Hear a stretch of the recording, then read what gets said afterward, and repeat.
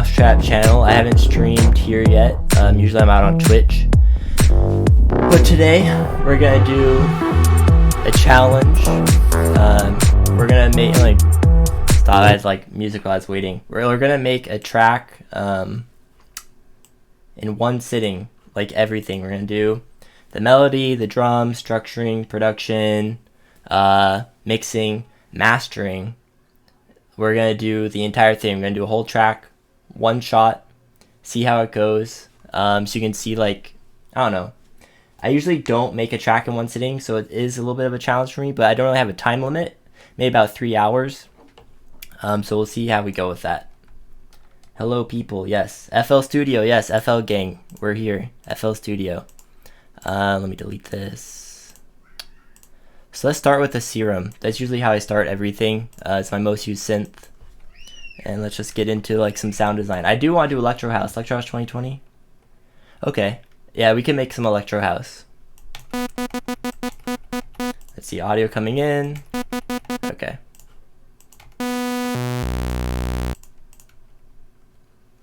I'm gonna try to use no presets. We're gonna try to get in there and make everything from scratch.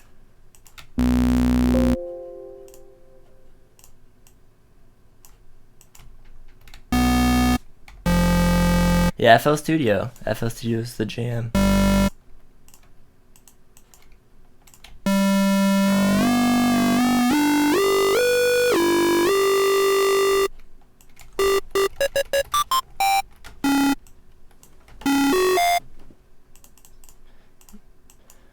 Really, at the start of a track, it's just a lot of experimentation. You just kind of have to play with sounds, play with melodies, and see what sticks in your ears.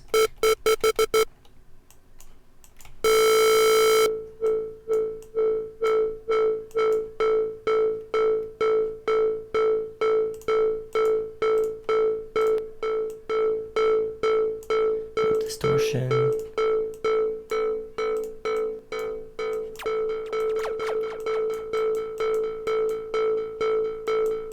Delay.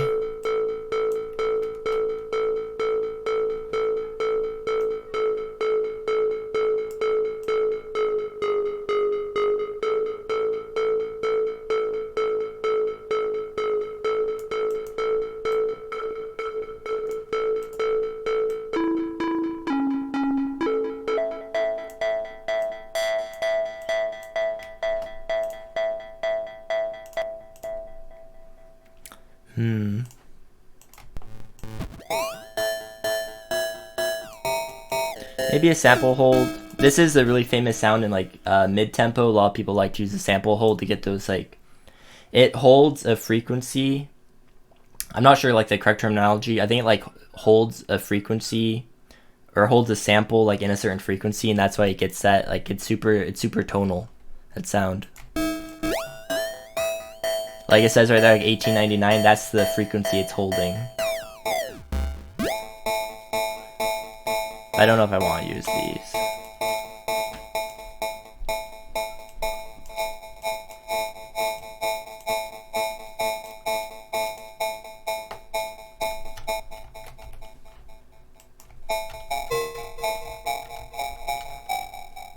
I think a few people use FL.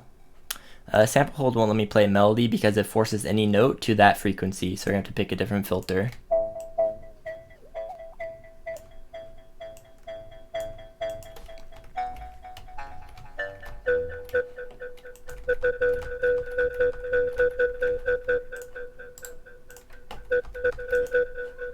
I'm gonna boost this a little bit.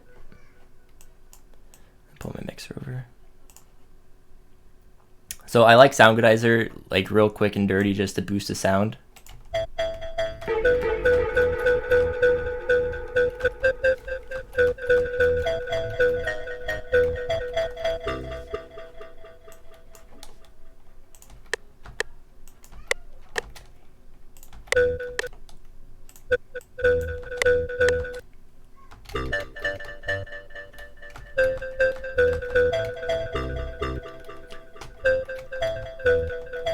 I like that progression. Dun, dun, dun, dun, dun, dun, dun, dun.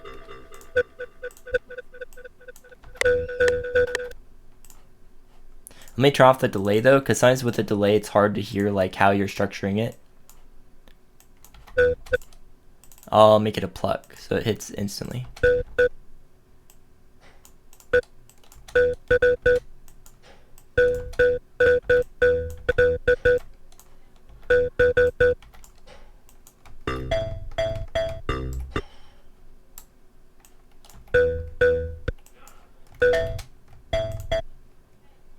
Dun, dun, dun.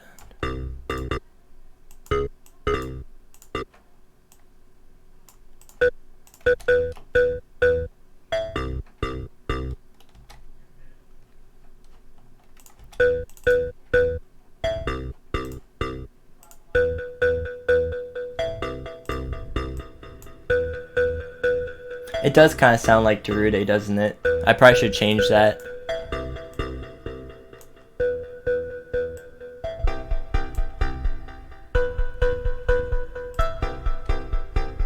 There's like a weird bass in there too. Let me high pass. Man, everyone's hating on Fruity Loops. What's wrong with FL? I like it.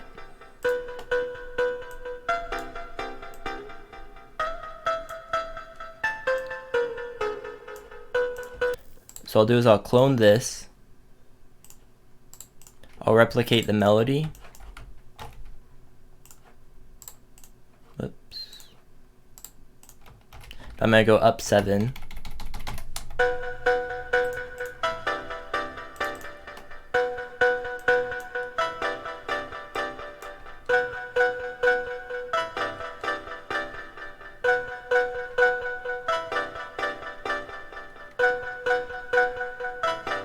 So to kind of get that that plucky sound, I offset one of the attacks. So one of the attacks is off. One is like a direct pluck, and one is a little bit of a ramp.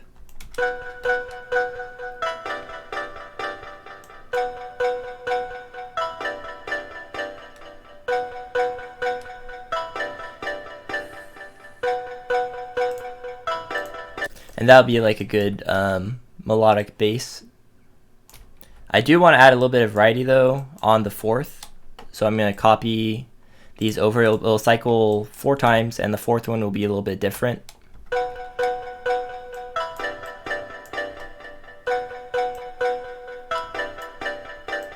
So let me pull 4 out.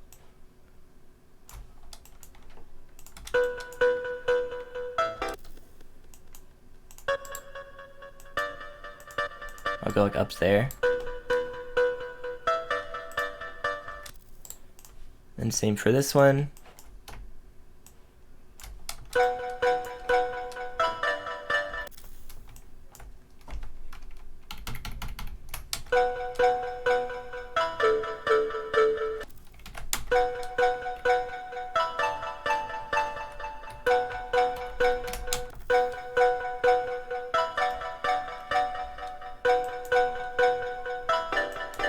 What if I did that an octave lower?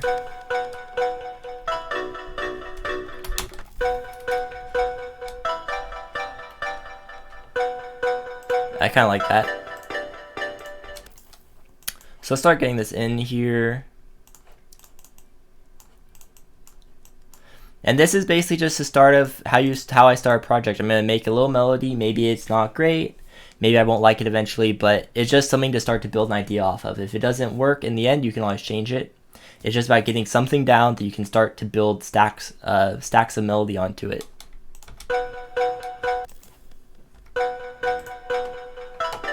So let me get another serum in here. Open my side panel.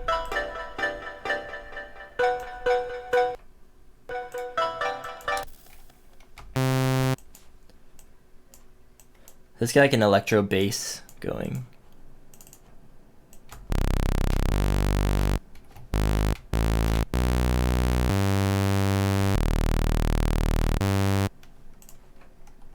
Everyone's talking about Ableton versus FL in the chat. It doesn't matter what DAW you use, it just is just a tool.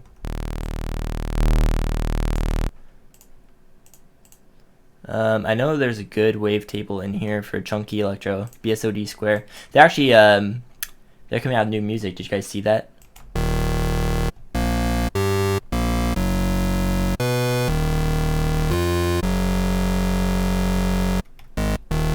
a lot of times electro basses, like modern sound design, you do a lot of AM, FM, like mixing wavetables together to get weird sounds. But like in the old school days, it's just about stacking oscillators. Like that sounds really cool. It's just this wave shape with this sawtooth, and it sounds cool. Just playing together, like no automation. There's a little bit of distortion to try to roughen it up a little bit.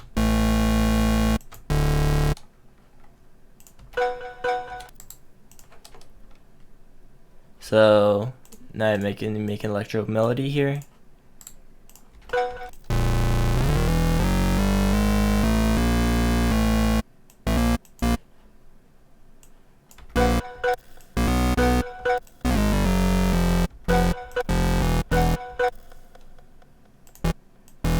Dun, dun, dun.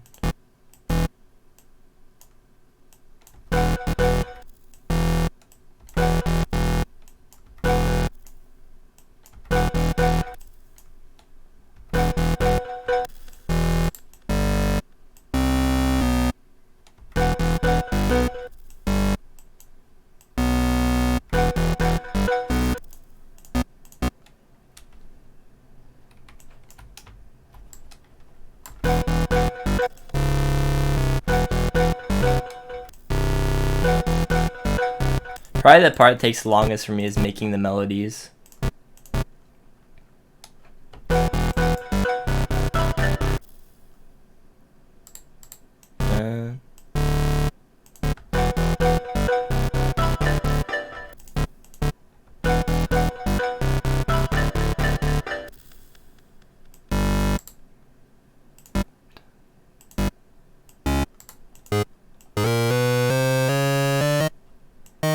Sometimes in electro you have little pops of notes like way up high, so I'll throw those in.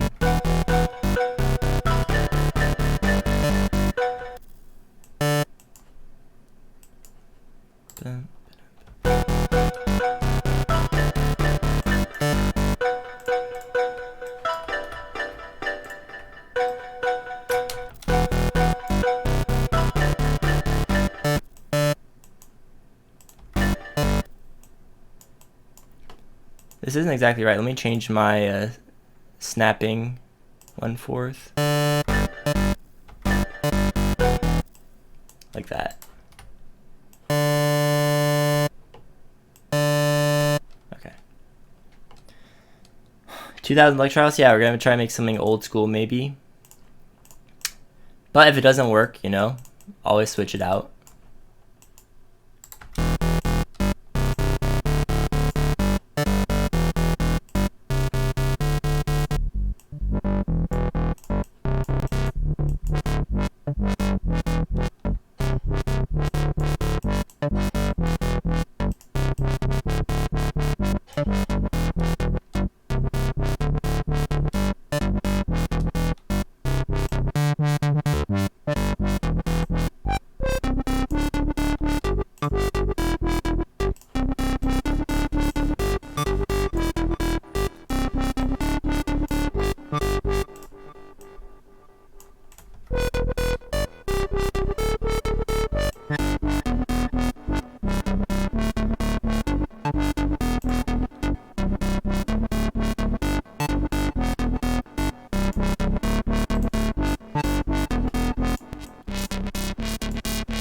No multiband. I know what I'll use. I'll use a different plugin.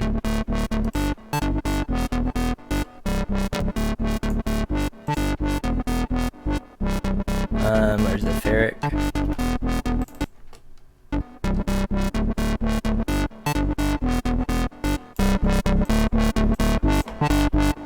I'd recommend getting this plugin. You just turn saturation dynamics to 100% knobs, and it just makes basses so much fatter.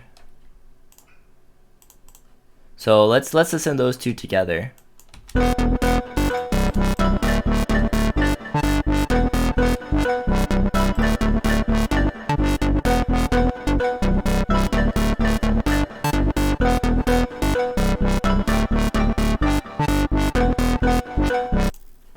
Let me go back to this pattern.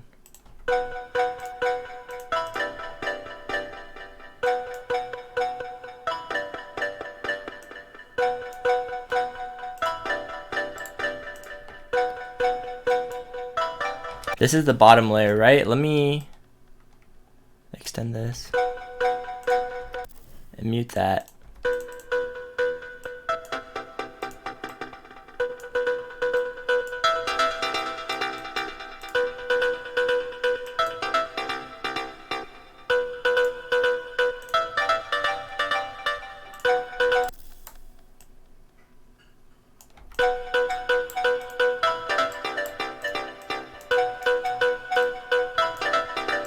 Let me see if this works. I have an idea in my head, like, what if I have them doing different different rhythms, like a poly? Have the bottom layer doing a 1/8 dot, have the top layer doing whatever.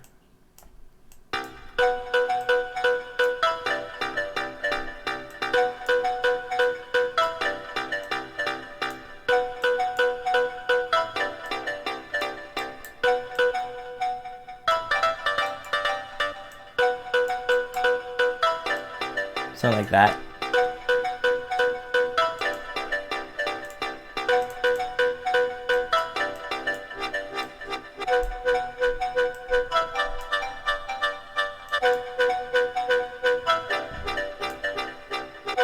Now what if I copied this onto the top too? Whoops. If I did that to the top layer, it might work. This is what I'm talking about, like, don't be afraid to delete things and try different ideas.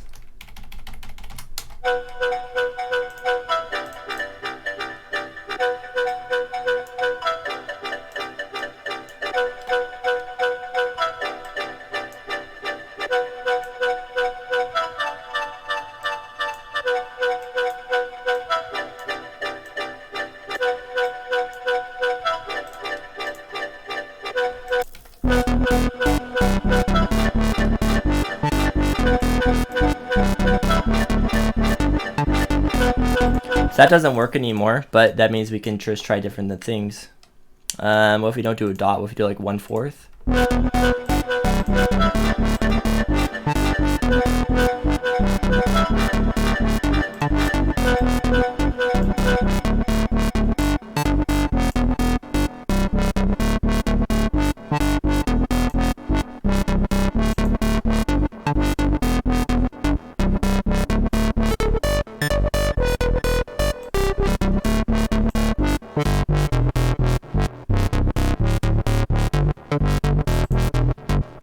Let me make that one little dash longer right there.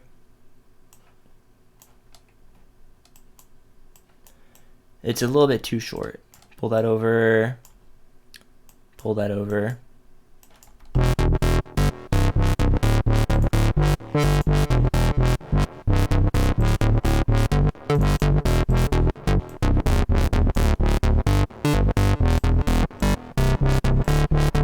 Alright, so what I'm going to do is something about like building progression and melody is you can just, if you have a dual wavetable synth in Serum, is you can pitch one up 7 or one up 5 if it works. Like sometimes 5ths work, sometimes 7ths work. But you have one and you pitch it up 7, down 1, and I'll just copy the melody over to the new pattern.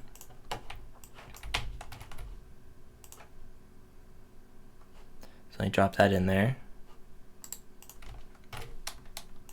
So now I have pattern 3, which is, this is just straight the notes playing.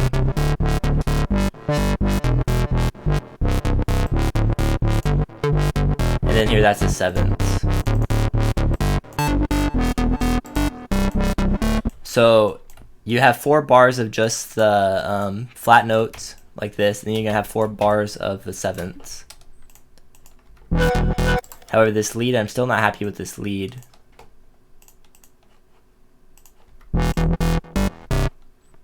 It sounds kind of like, it sounds kind of dark. I wanted to go a little bit more like upbeat, like an upbeat kind of melody.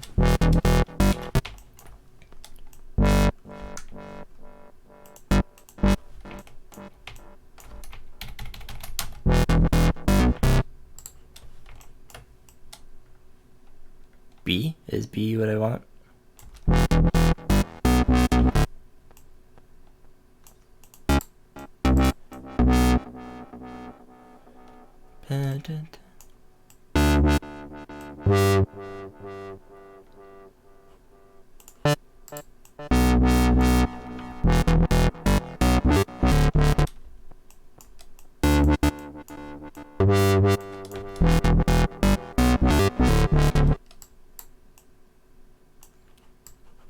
Yeah, I'm gonna start this over.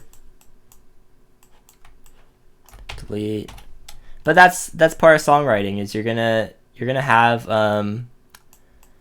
ideas at start and ideas at end, and you're just gonna keep trying to get something going, you know, until you feel good about your idea. You shouldn't go for an idea that you're not feeling. Like, you should try to find something that you're feeling, that you're happy with.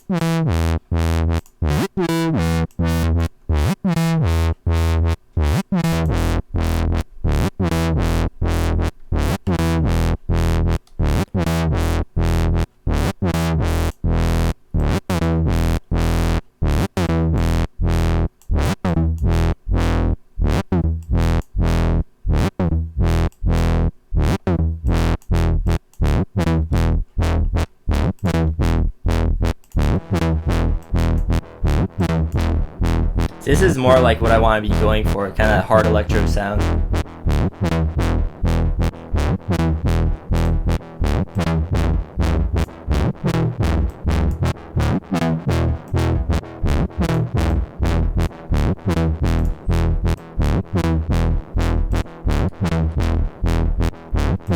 Now I can start doing some FM and stuff like that, try to get in this. Making music about 10 years. I think this is my 10th year.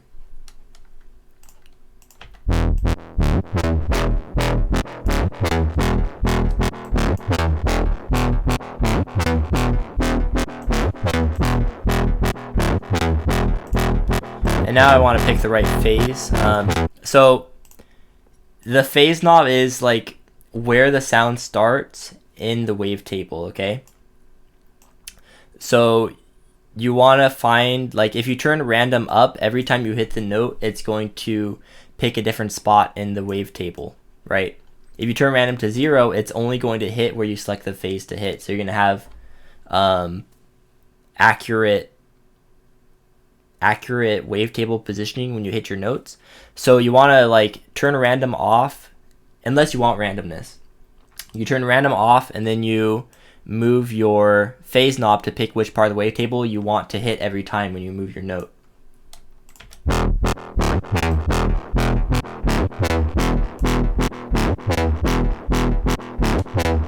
And that sounds good right there.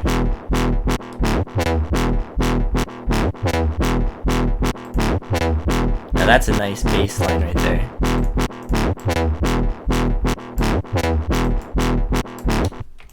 maybe a little bit too much delay. And I'll add some variety into it later. Right now I just want to get some kind of groove down.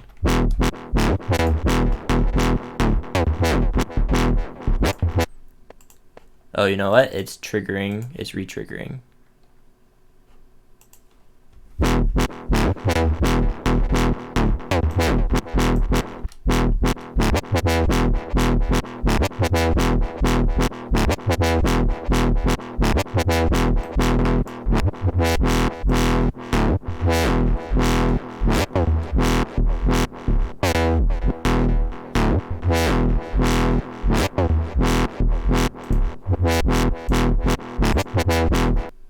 It sounded the best when it was cycling on four ticks.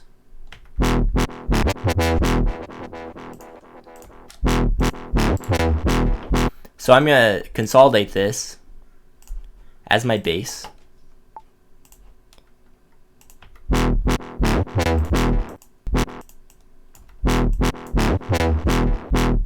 No, that doesn't work.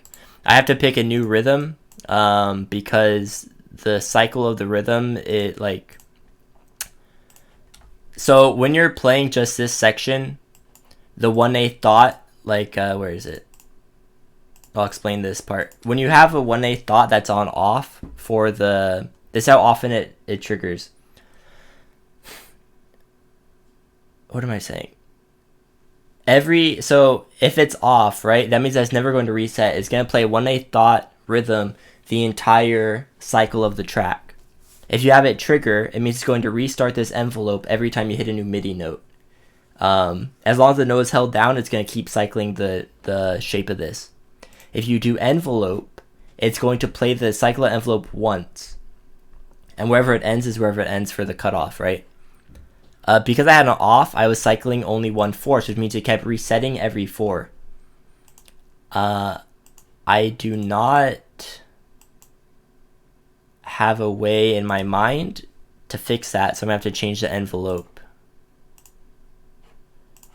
to be 1.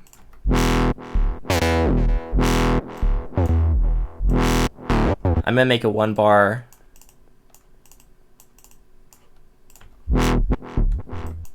I'll just make something. I'll just draw it myself. I don't know if I explained properly like what this is, but I can't cycle in I can't cycle that LFO properly, so I have to make my own.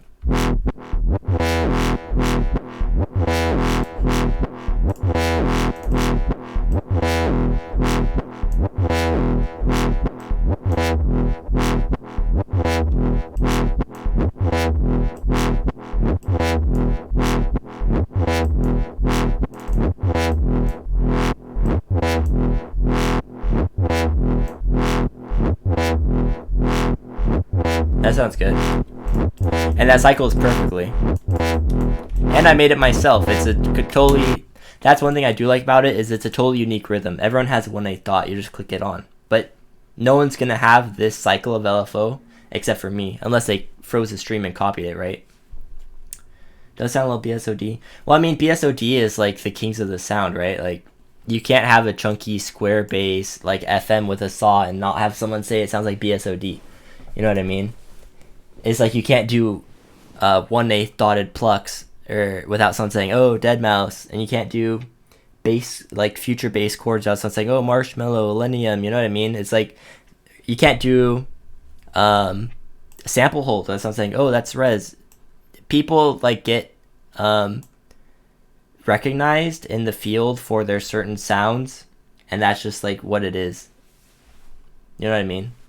People are always gonna have their sounds and like just try to make it your own way, you know what I mean?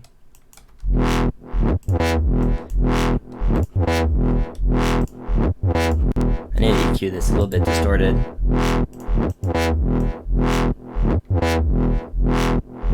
This one frequency.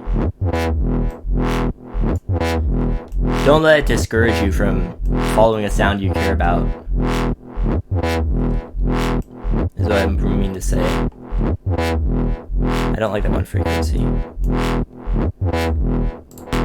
Alright, so I guess since we're going old school with this track, we also need drums. And what's the old school pack is Vengeance. Let's get some Vengeance samples in here. Sampler.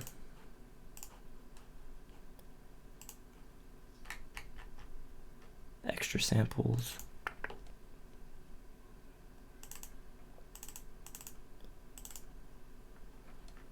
Gotta go electro, right?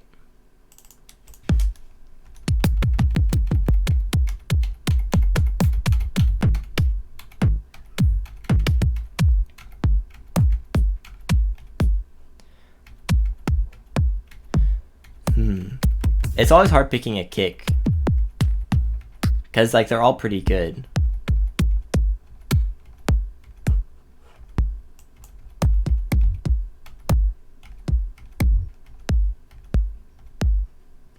I like this one, but it's the wrong key.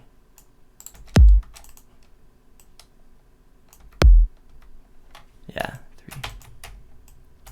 Once we get sidechain and get a groove going, this will start to come together, I think.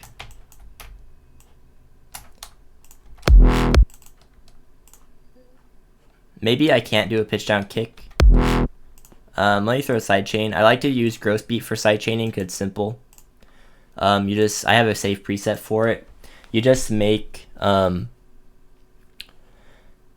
you go into the volume section, like right here, and you just draw your volume envelope and you make like a sidechain. That's why I like the sidechain.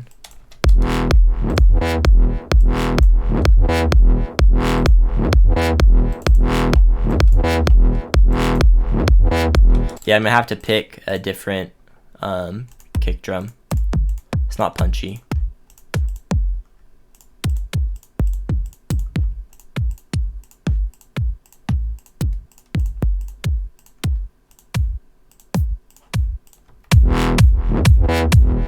You can of course make your own kick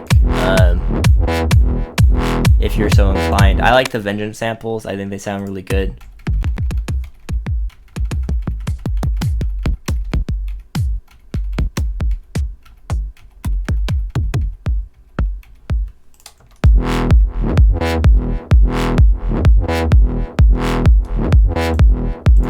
You can always fatten it up too. I might throw a little bit of distortion on here. I like Serum effects for most of my effects, basically, because it's simple. You can stack effects in it easily. Like, say I have these 10 mixer slots. If I run out of those, I have to reroute it to another channel, another send, blah, blah, blah, all that stuff. It's like annoying. And here I can instantly turn on Fanger, Phaser, Chorus, Late, Compressor, you know, anything that I need. You do that. So I throw a little distortion on.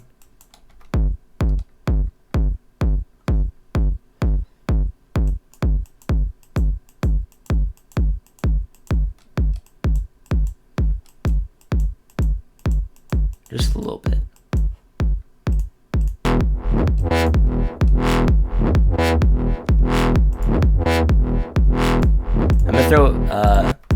I'm gonna throw Ferric on this too to make it harder.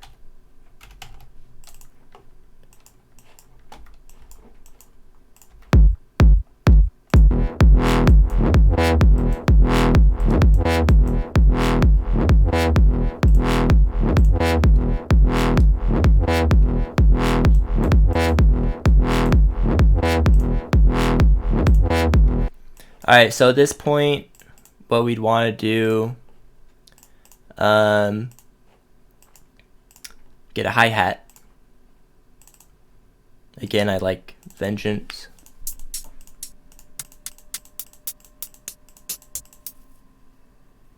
I sidechain with volume. I don't really sidechain with frequency bands.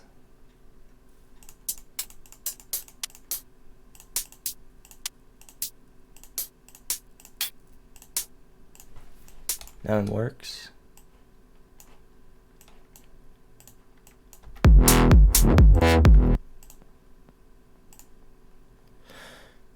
I'm trying to wonder which direction I want to take this track. Because because I could do this route. I could do a different route as well if I start to think about this. If I have fill right there.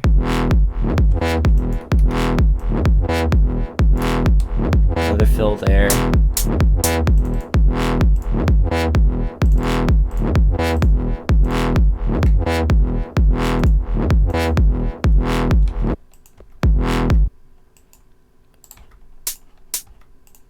I'm gonna pitch this differently. It's not the right key.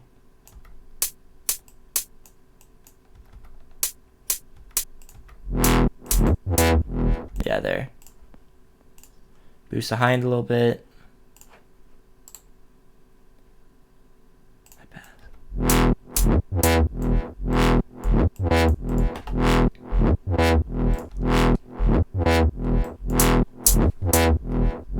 Oh gosh, look, fire risers here.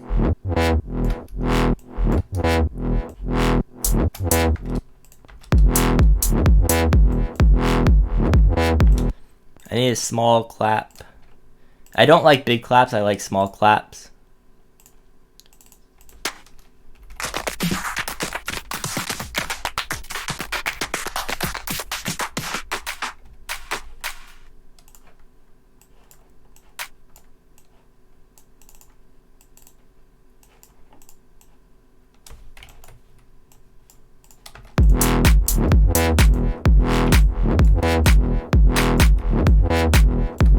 Oh wait, that sounded good. That was off a second.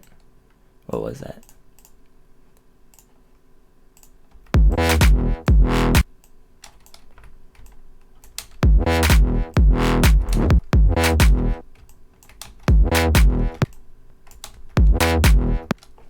Yeah, like that.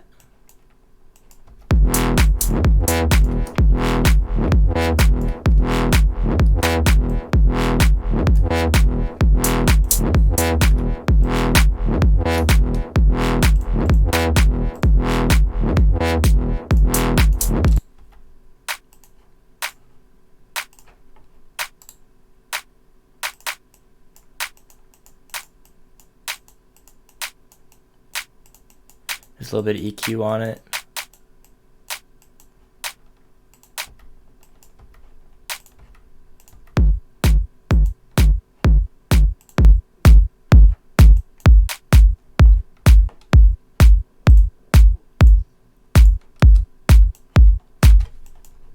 And then I need to slide it over slightly so that the attack of the clap starts before the actual hit of the clap.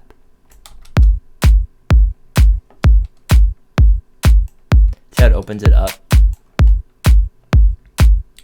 How many dBs does gross speed allow for gain reduction?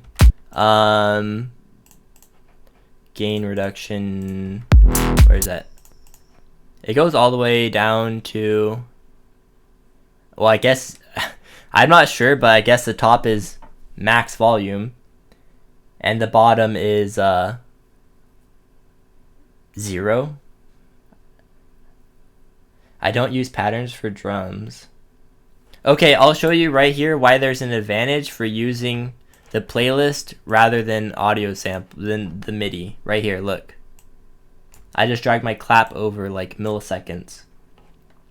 And I have this extra clap right here, like off the grid. See how it's off the grid? You can't drag things around like that if you're using samples or like if you're using MIDI. I just like having everything where I can see it.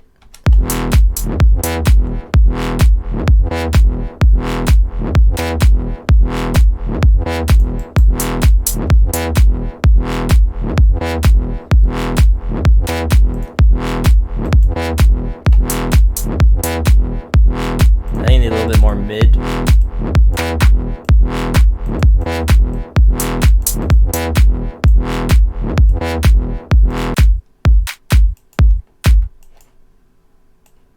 Okay, so where are there gaps in the I'm gonna do something here. I'm gonna do a double kick drum. It's a cool little technique. I'll show you guys.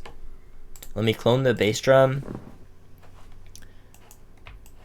Because there's a section in the bass where there's no, like if you listen to the bass, there's a space right here for a double kick. I'll show you guys.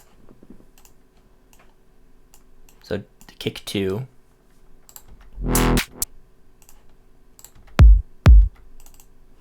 I'm gonna send this to here. I need a ferric obviously on it.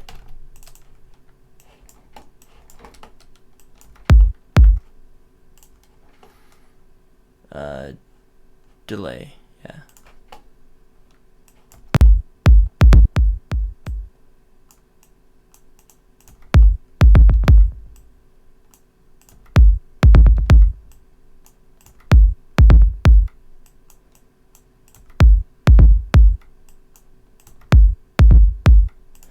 Let me see if I can get, oops.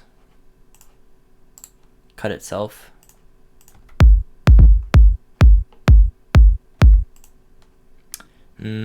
The delay's clipping because I have the ferric here because it's too boosted, so I'll just double it.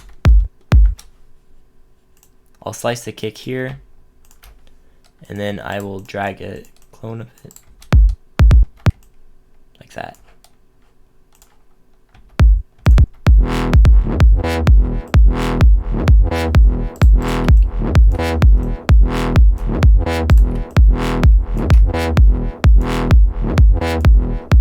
It'll be every second kick, it'll double like that.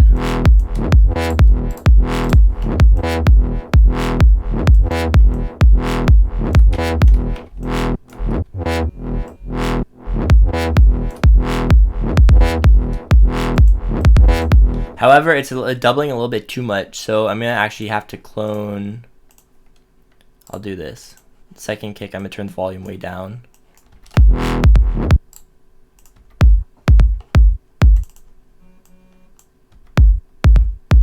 Like that. Okay.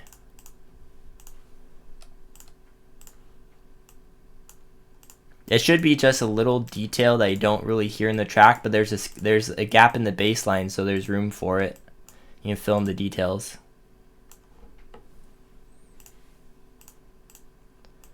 And I have to delete this. Most of my life, honestly, is just like rearranging and deleting samples as I drop them in the channel. It's like it's most of my life.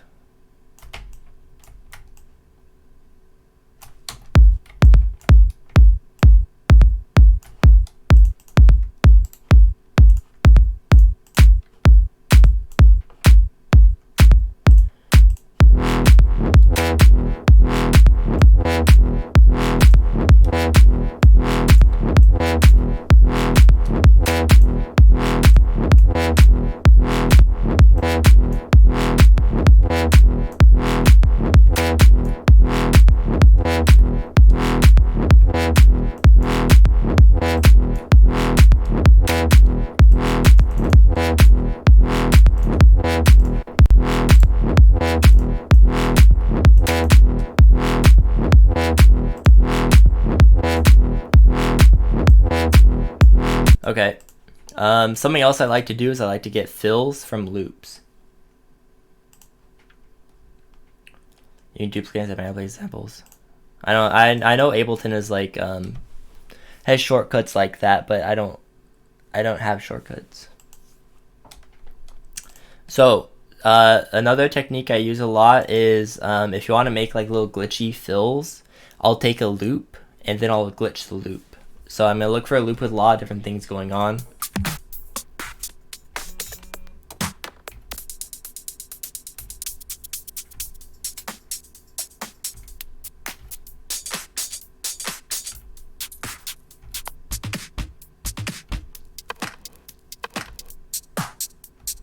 This one might work.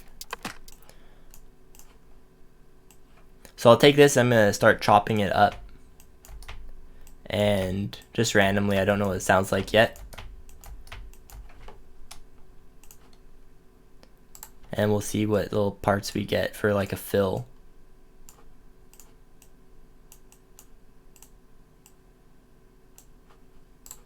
And see what that sounds like.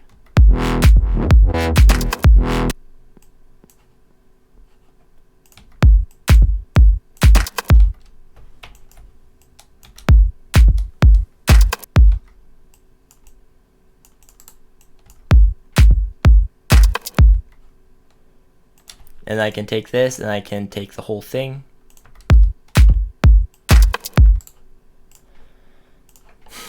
And sidechain it.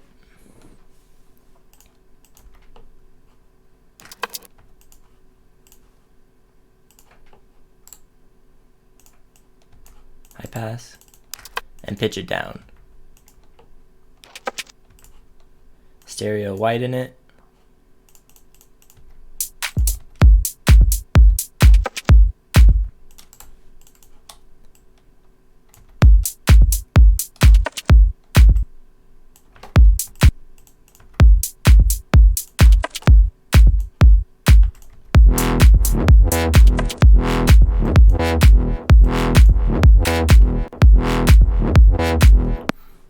So that's basically how I make most of my little, if you're ever wondering how how I make like my little glitches in my tracks like Prime Pulse or Blur, it's chopping loops like this and glitching them, pitching them down.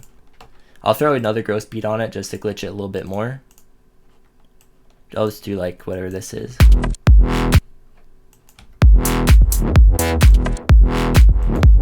Maybe this one.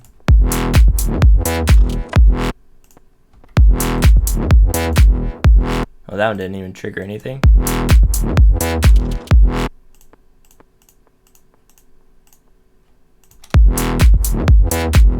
Sometimes it doesn't trigger.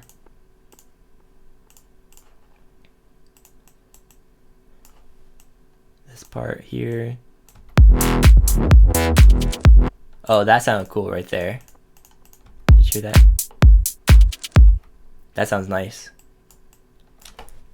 So that's one fill. I'll probably get another, I'll get another loop and chop another loop again.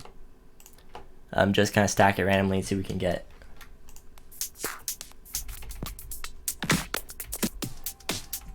Because all you really want is you want a collection of little perky hits, right?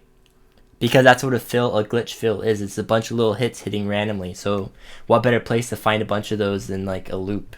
You can just chop it up. Just find it with a lot of things going on.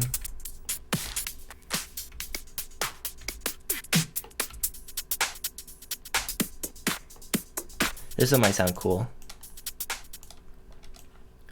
So I did a fill there. I can do another fill at the end. So I'll chop, chop, chop. Just wherever I feel like it. And we'll stack some pieces of it. Right there, maybe too much of that. You can also reverse it, you know, whatever you want to do.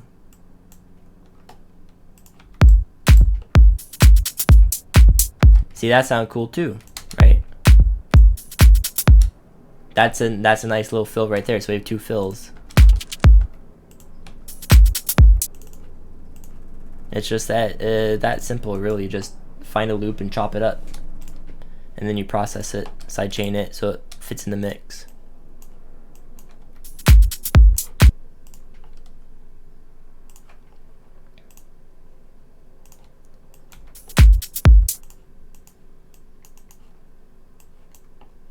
Maybe I'll throw this over here. Oops.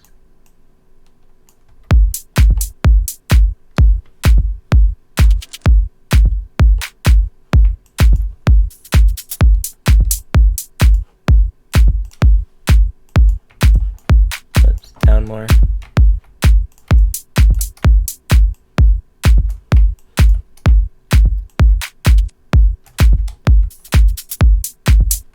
And that's how you add variety to a drum beat like that.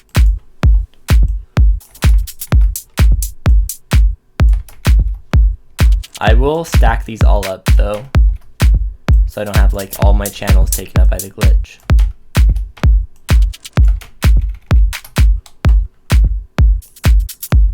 So I need a dedicated hi-hat. I like shakers. I'm gonna go into my other sample library, FL Studio.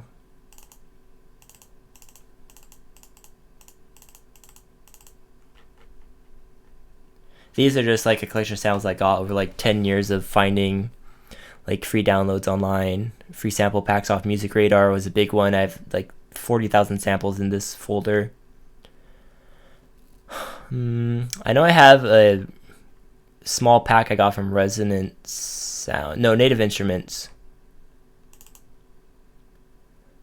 Sometimes I buy samples too, and there's like really good deals, like the $5 sales they have sometimes.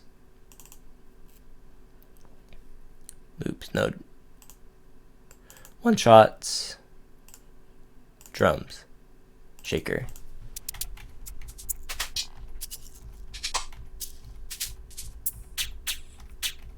I like shakers. Like some people like like little tiny hats with like sharp attacks. I like shakers.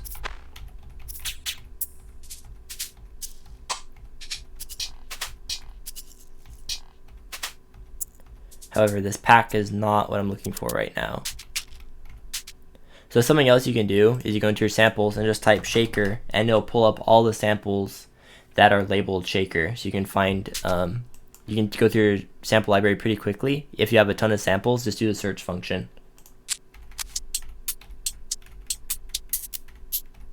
Why don't I use built-in sampler? Because I can do this. I can go through any file I want, any folder I want, pull from anywhere. I can sort and filter by date, by name, by developer. I just prefer to use the search library built for the computer rather than FL Studio's searcher.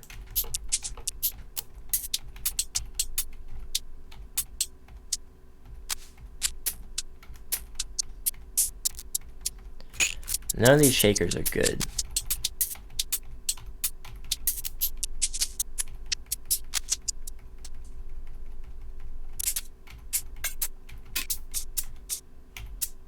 That one's alright.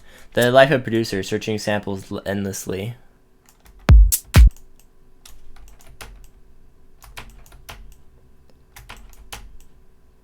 Get this going.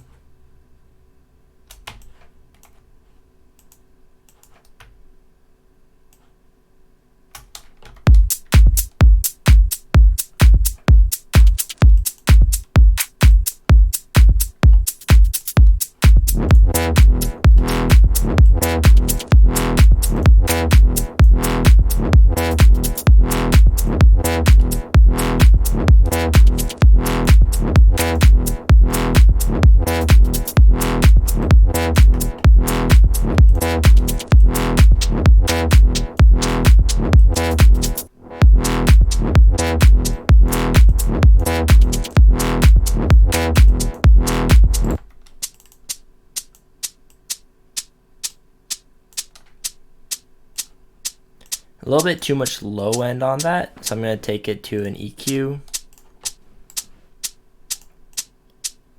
Here you can instantly like pull it back. See how like thick and muddy it was? Just a little EQ pulls it all the way back.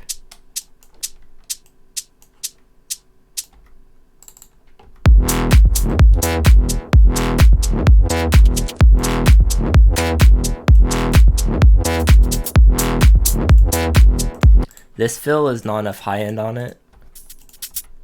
I'm gonna do a sound geyser.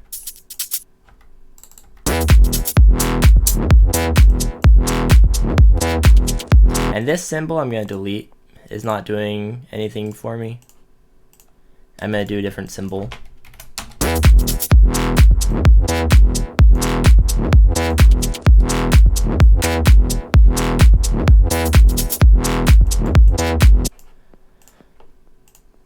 Let's get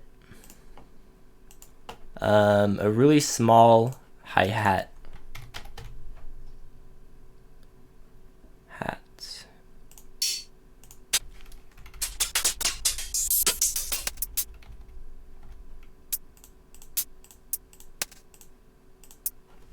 That one works. So really small. You want to do a every 2 beat on it to try. It's like I know it's common in electro houses. You have this hat rhythm. You have one hitting alternately and one hitting every kick and clap. You have a hat hit as well.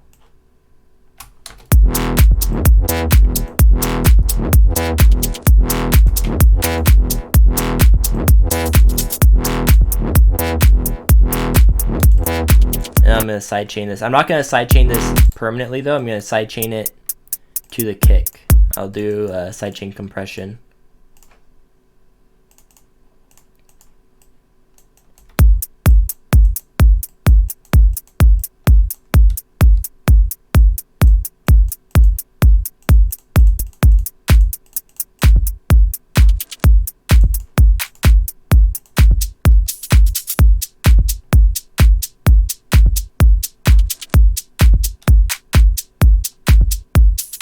The shaker's hat has a shaker. Hey, look, you gotta switch it up on them. Best way to build a sample library, honestly, just Google like free samples. Not like don't pirate, but like, you know, you can find free sample packs online. I think Bedroom Producers blog is a good website for finding free sample packs. You can find packs on Music Radar. They have packs out like every week. They have like little packs. Like little libraries come out, that kind of stuff.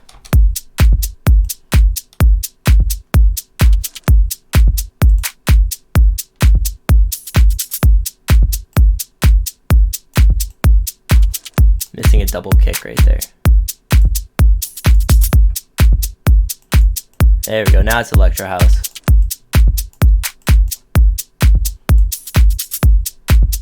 And once you have a drum beat like this, you can really do anything you want.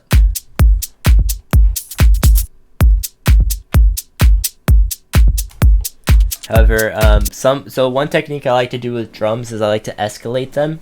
Like escalate, I guess that's what I call it, is after you have your 4 bars of your drum section, I like another 4 bars with like a more open hi-hat, like even more open than before. Something that really slams. So I'm gonna look for like, I'm gonna go back to Vengeance. Vengeance is really good samples for this.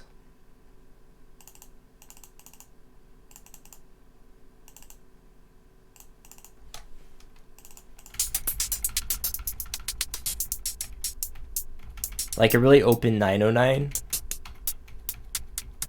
I guess is the only way I could describe it. Something like that with a little bit of frequency to it.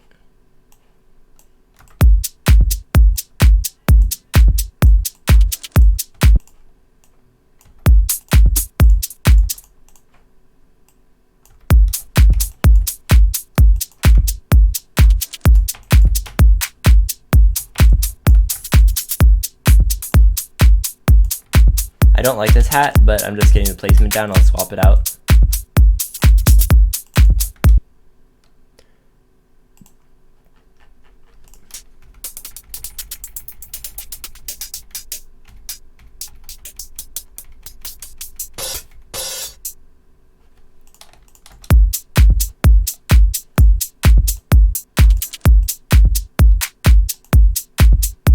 Okay, like that. So I'll play the last bar and then we'll go into the next bar.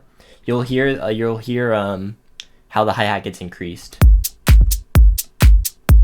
or I guess like escalated, as I call it.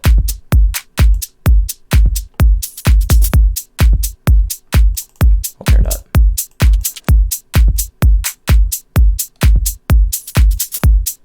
It's just really subtle, but it increases. I feel like it increases like the energy a little bit to open up the hi-hats on the second half. So I think that probably is good enough for drums. I probably shouldn't go anymore. So now I have to go back to the melody. I do this a lot. Like I'll write a melody and then I'll start building the drums around it. And then once I get the drums, I start hearing something else in my head. And I like totally change my idea. But that's just part of the process. So let's bring the bass back in.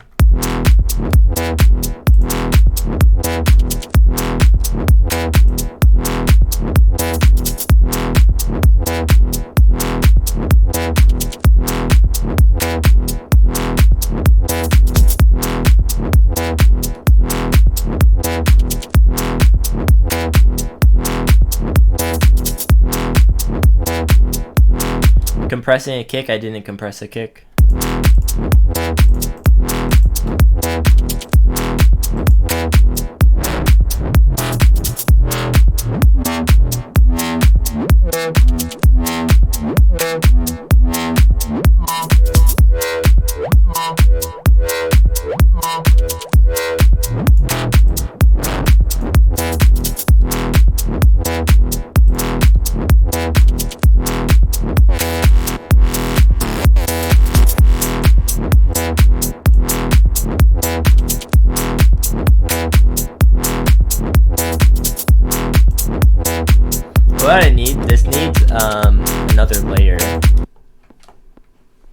I need to like automate the cutoff.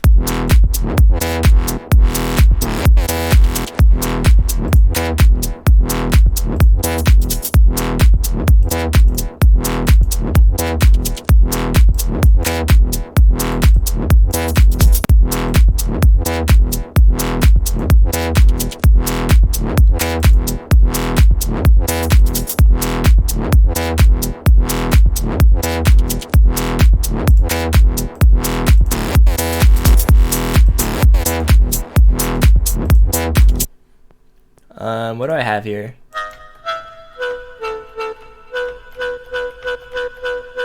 The kick, where's the kick?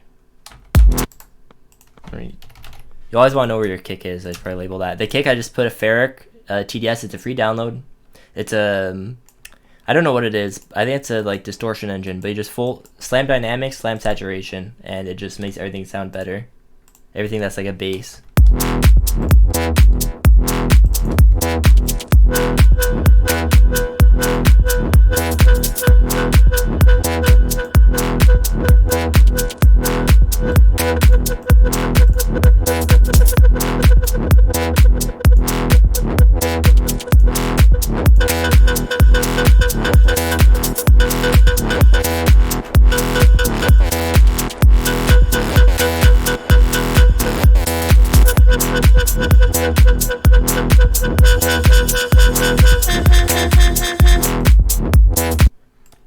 I don't like that sound. I'm gonna delete that.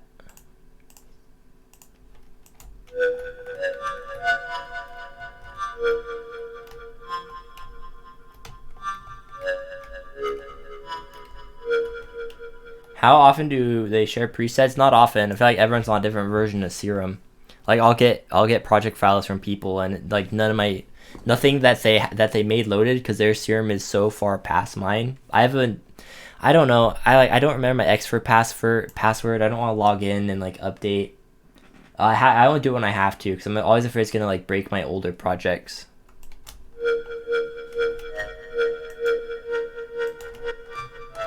Why does this sound weird? Oh.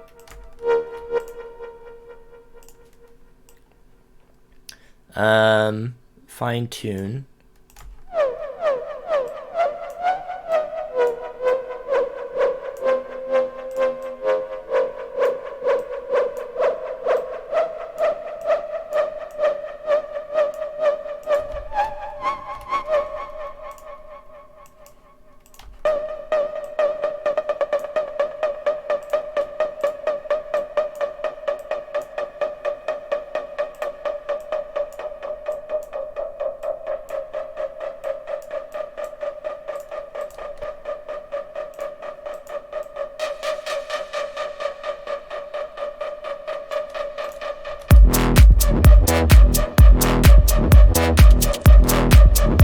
What key is this?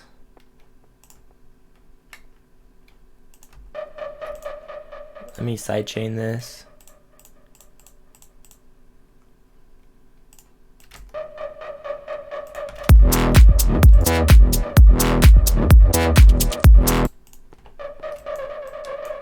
I don't know what key it is, but it works. I think I'm pitching it. It's being pitched down one semitone, and the bass is in E. So one note below, it pitches up one. It should be on key.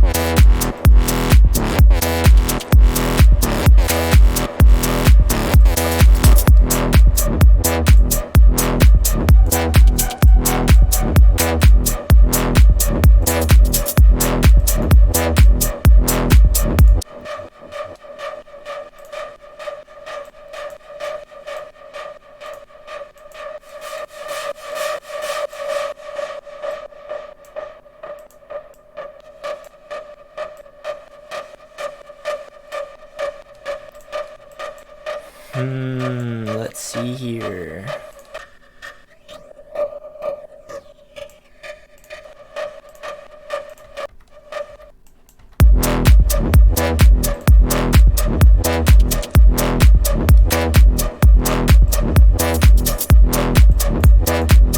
make this dry.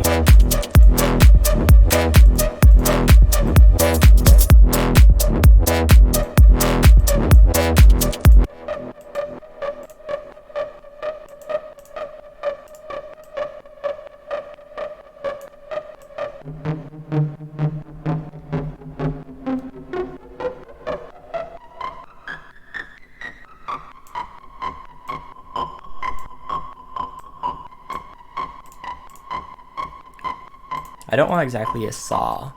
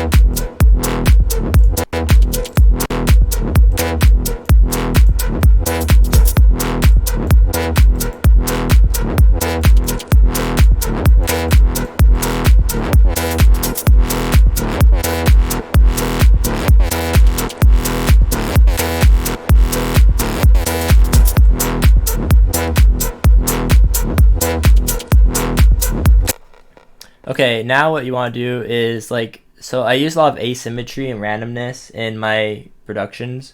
So I like to take something like a delay and I'm gonna go from like full cutoff or like full mix to like no mix. I'm gonna make it, I'm gonna put on random, like something like that.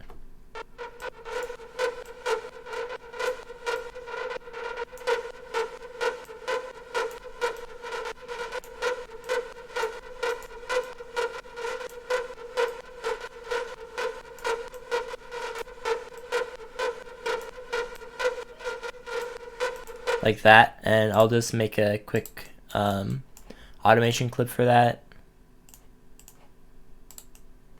And I'm just gonna draw in here like randomly. Whoops, I don't want to do that. And then I'll start like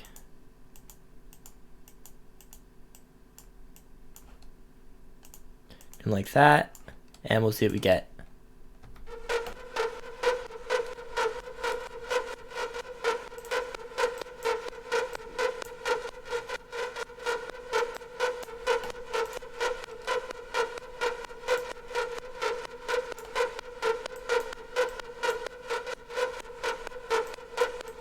Just add some like variety.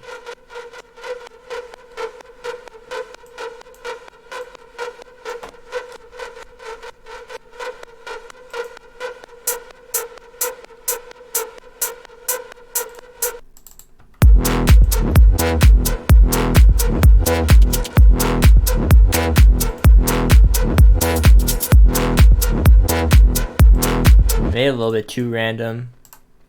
Put these back on, I'll put them dots. 1/8, 1/8, dot, dot.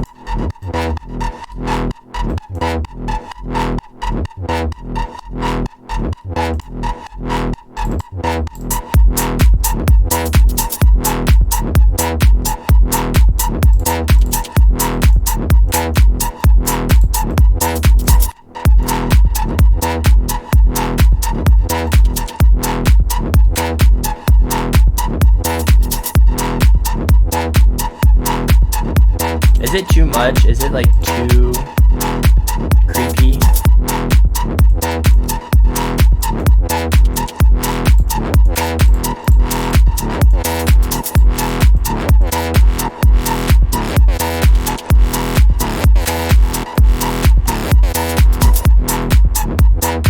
Maybe it's too much. Let me see.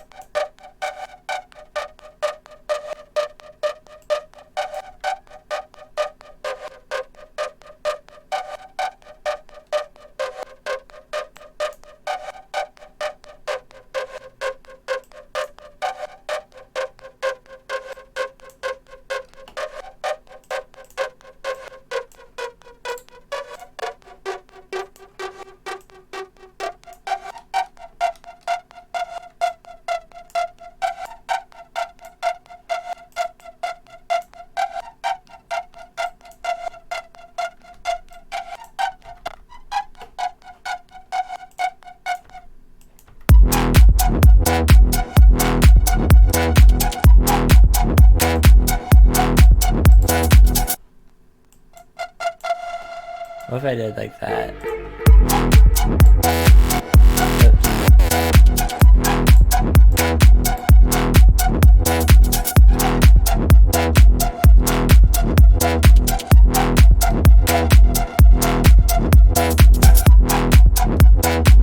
No, that's not working either. The challenges of production. Sometimes you just gotta keep working at something. Maybe this is like...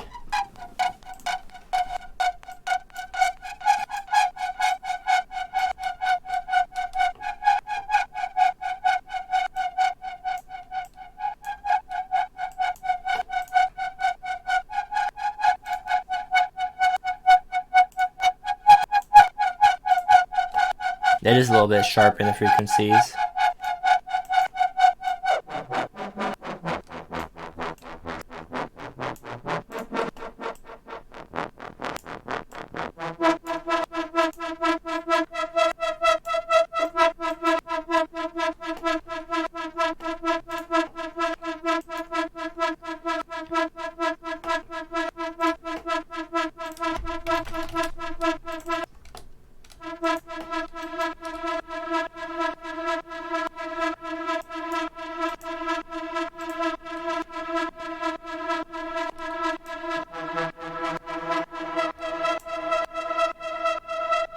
Is the key off? It's hard to tell when you're doing something detuned.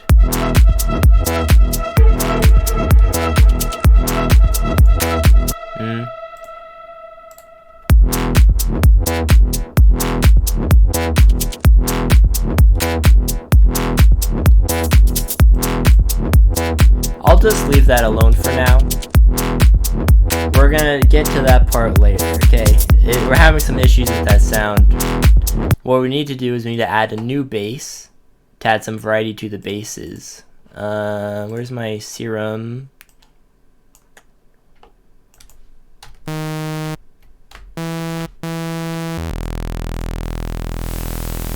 FM from noise.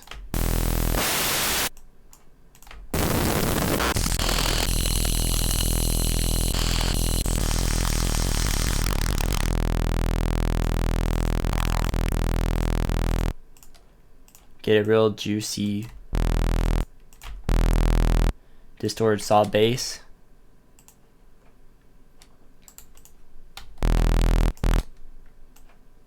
Just a little bit of it. And we'll figure out where we can throw it in. Get rid of this.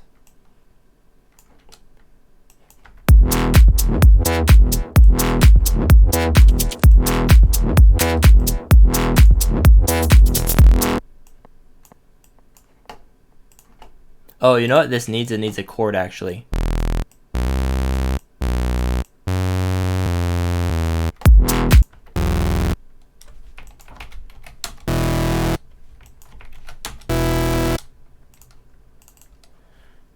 Maybe too much distortion?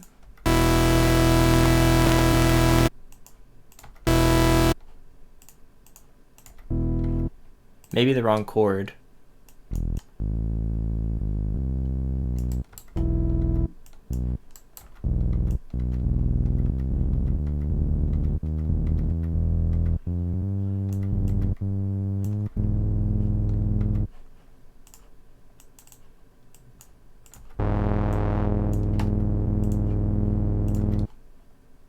We'll see if it works.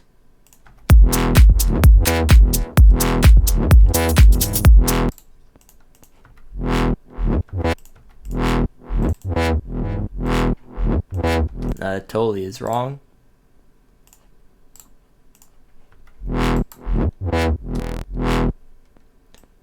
So how long does it last? It lasts just half a kick, right?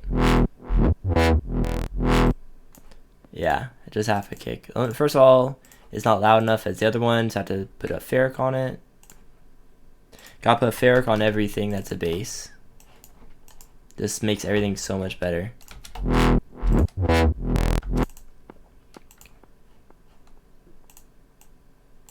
If I threw like another...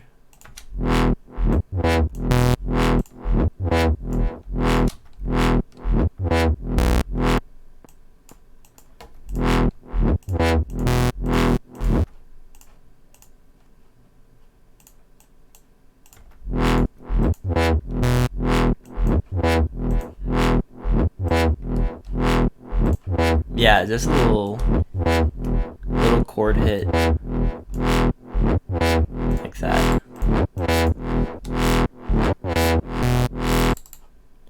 Just a little pop of sound in there.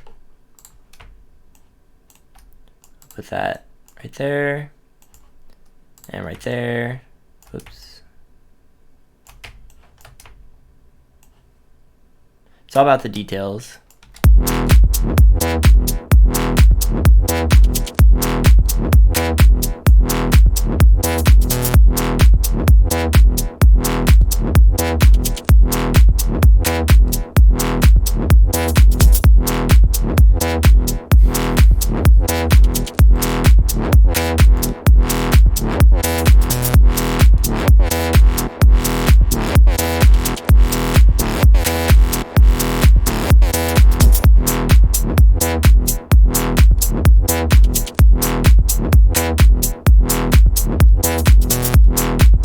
Okay, let me start labeling this, because since we're doing a start to finish challenge, we have to label things. So we're going to be mixing and mastering at the end of this too. We're going to try to get through the whole thing today.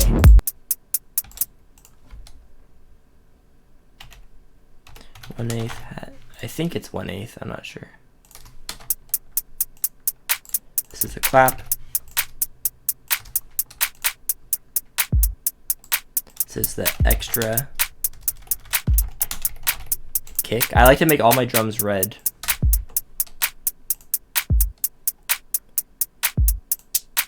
This is the shaker.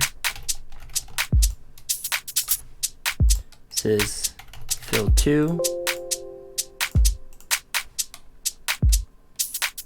I think this is fill 1.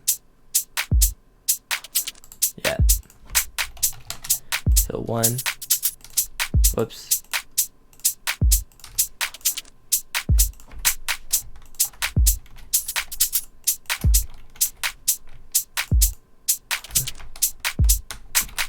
Okay, and then this hat is not being sent anywhere. I have to send that somewhere.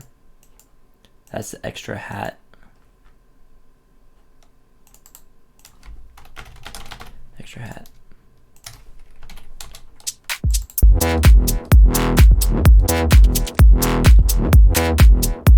Drums go white. No, drums go red.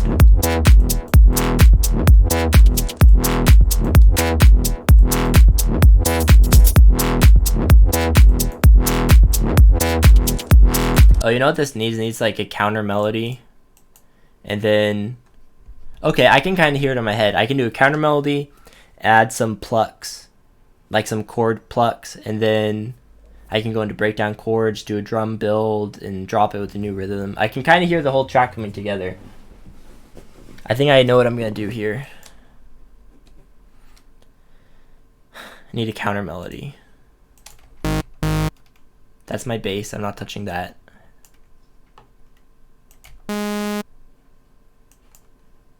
We'll just make it from scratch.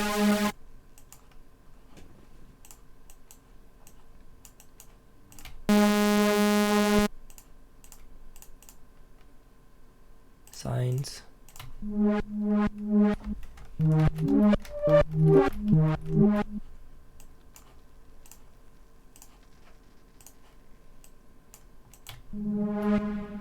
I like to do really detuned, like super saw stack, so I'm doing my leads.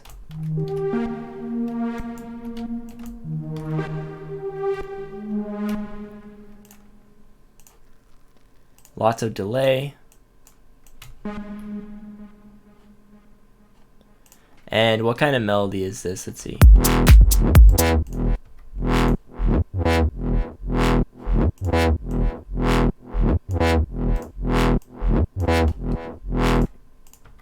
What would work as a counter melody?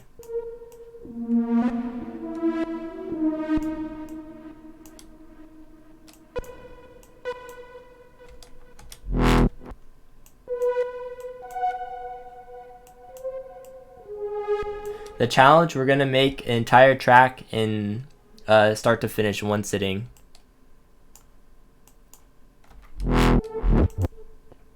I think my grid is unaligned. Hold on a second.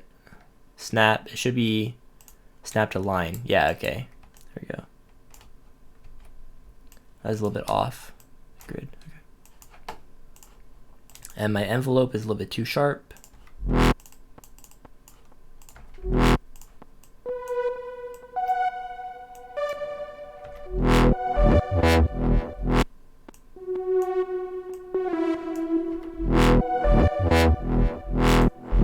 That's cool. That's a cool little melody.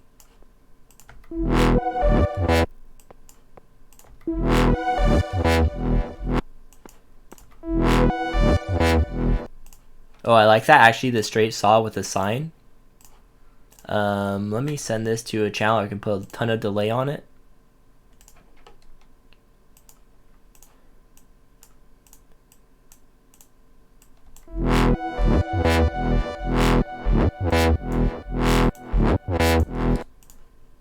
Okay, sidechain, and add a little bit of reverb on it.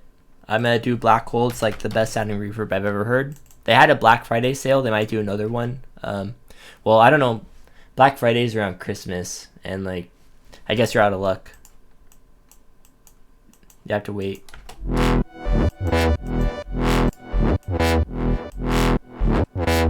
All right, so that sounds good. So let's play this through a little bit.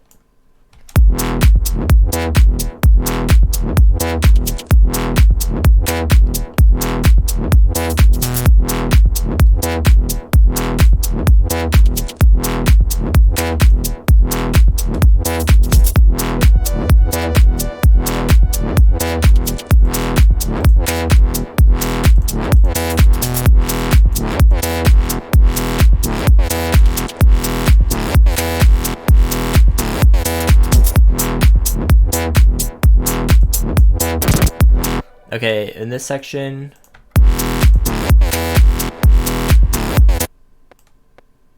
right there, I want more of this sound.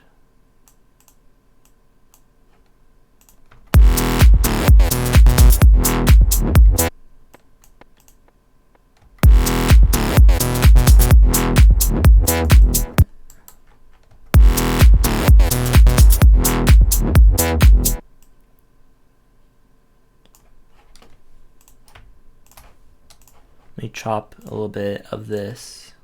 Automation at the bottom was from a sound that we didn't end up using. It's just a sad little remembrance of that detuned sound we had.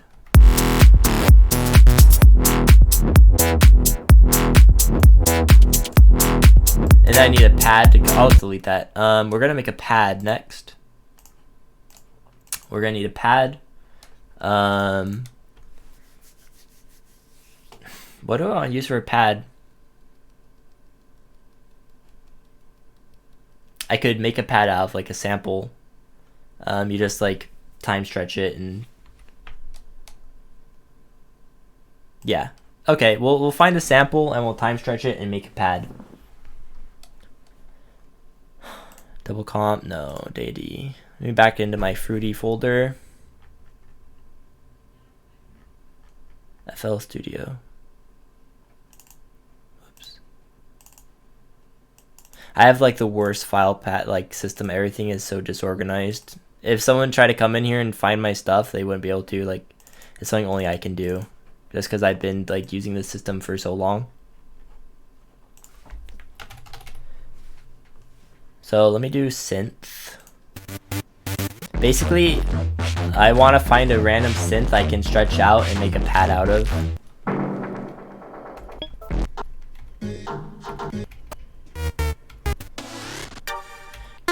I could do this myself, but I need to like resample, and I'm not time crunch here a little bit.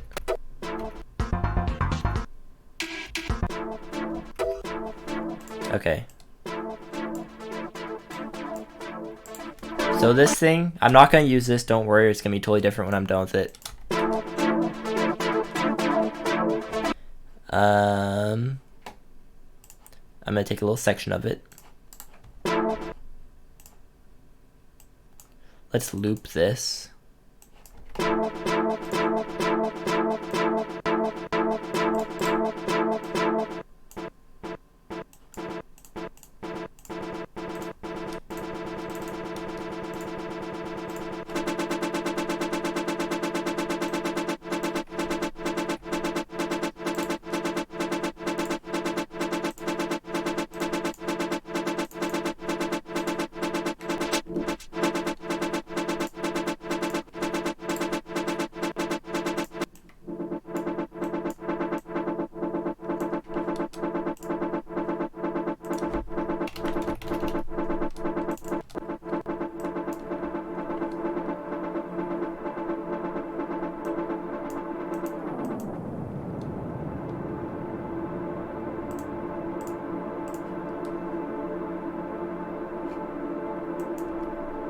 And this is D minor. What?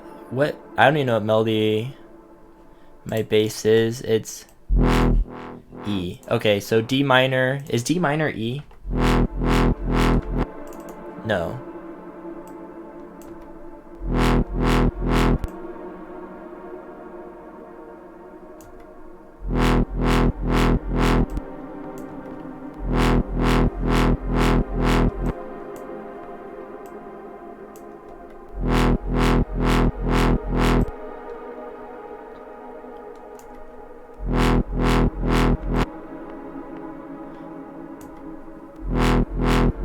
This is the only part I don't like about using samples, is you have to then repitch them, and it's pretty like finicky if you can't pitch it correctly.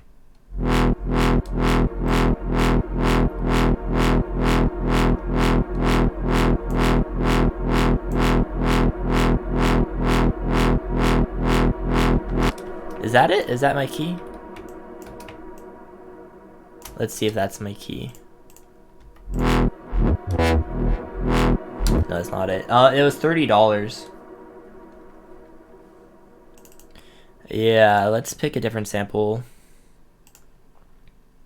Or I guess we could just make a pad, because this is not working. The problem is that I picked a chord, and you can't like pitch shift a chord because it pitches everything out. So let's get another serum. It's like the only synth I use. That's my key, and I will send this to the channel.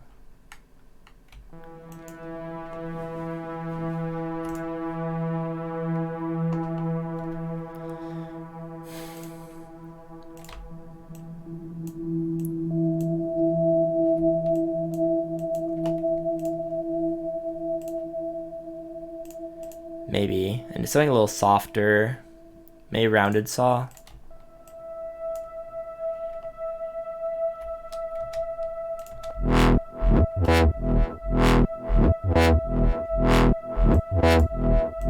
I just want it like subtly in the background.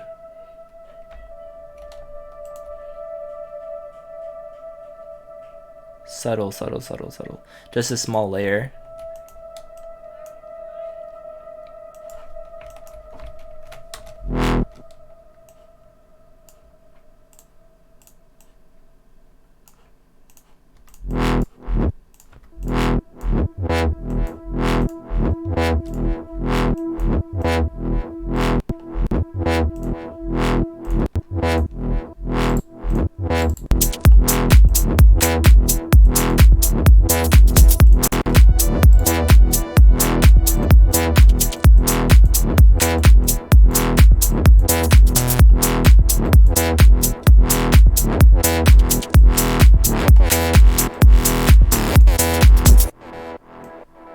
So faint you can't even hear it.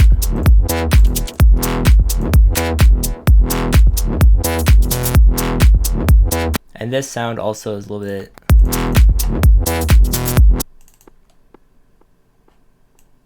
low pass it.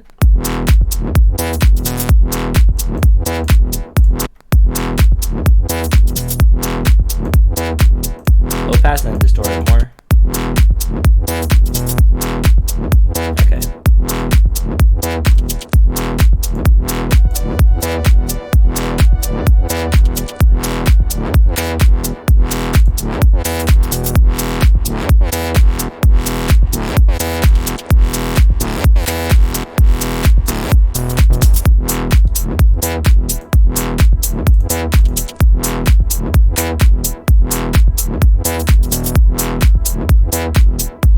Okay, and then something else we're gonna do is let me get a white noise. Actually, I'll get a clap. I can make a white. I can make like an impact from a clap.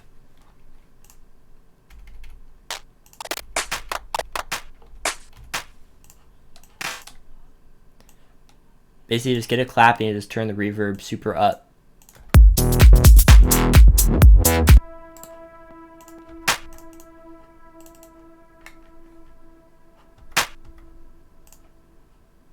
Actually, a really good reverb for this is the stock FL Studio reverb 2. Turn the decay up.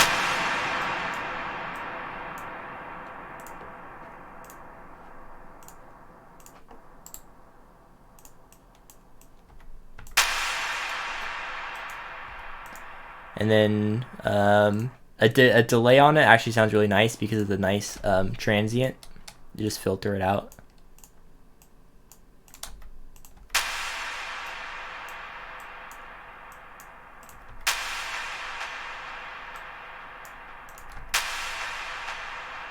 Like that. Get a side chain on it. And then you have your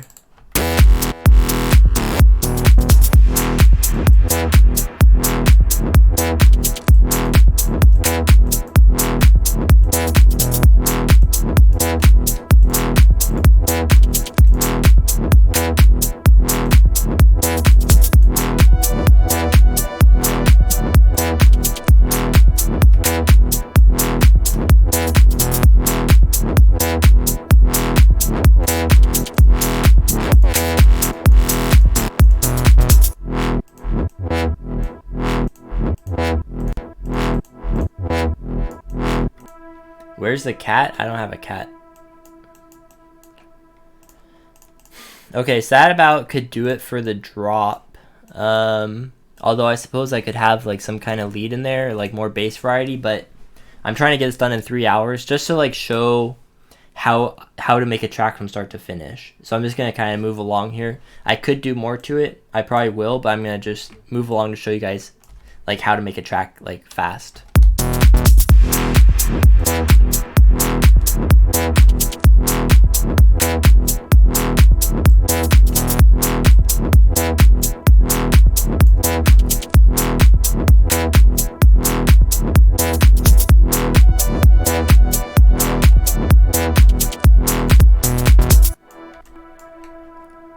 So now we need to transition into the breakdown. So I'm going to stop all the drums right there.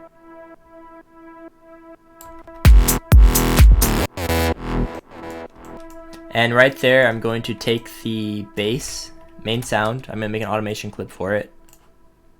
I need another reverb. I'll do black hole. I think someone asked me how much it was. It was $30. It was $30 on the sale. So I'm going to take a little automation clip just like that. And right at the end of it, it's going to make a nice reverb.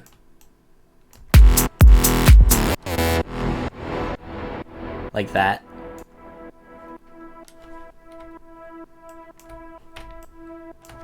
Put this down. The pad needs to stop being sidechained at that moment. So I'm going to make an automation clip for it. To turn off the sidechain. Yes, it is chord progression time. That's what's happening.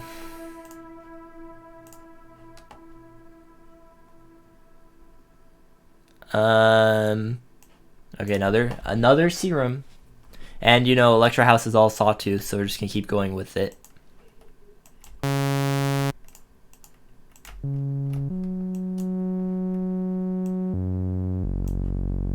gonna make some old school chords here. Save. All right, yeah. Like, let me save. All right, save.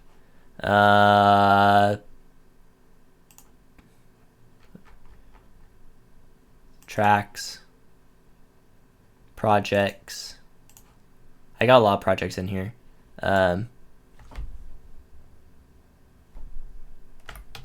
Stream. Okay.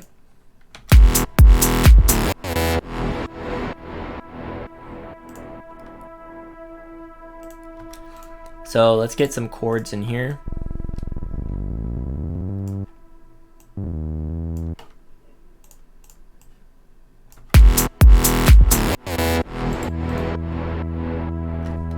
Go down one.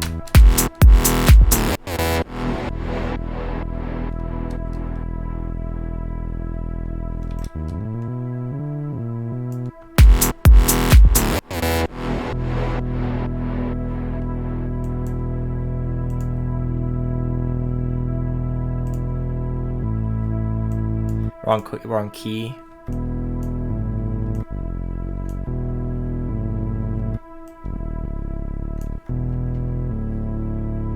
Let's just keep it simple. Go down one.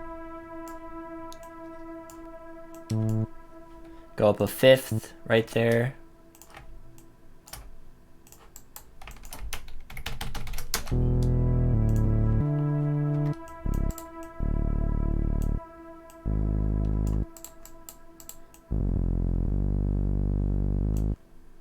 It's not like beautiful chords. I'm just like picking chords I know work to try to show you like what you would do.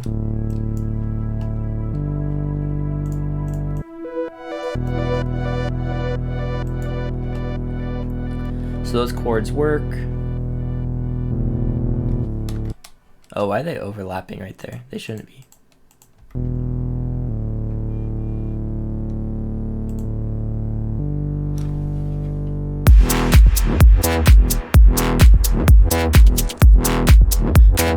Okay.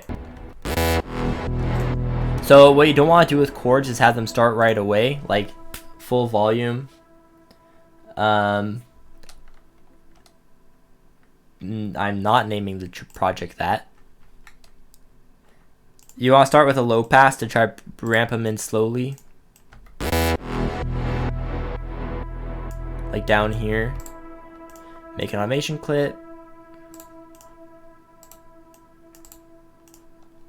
Bring it up.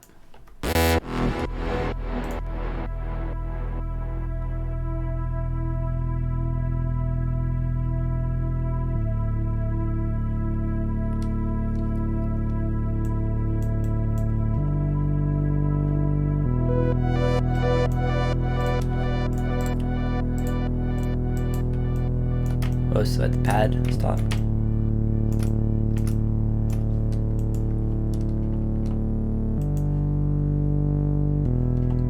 And then right there, you are going to bring in the top chord layer to keep the progression moving. And you are also going to bring in a lead, I guess. Oh, we don't have time for a lead, actually. Yeah, we could probably do a lead.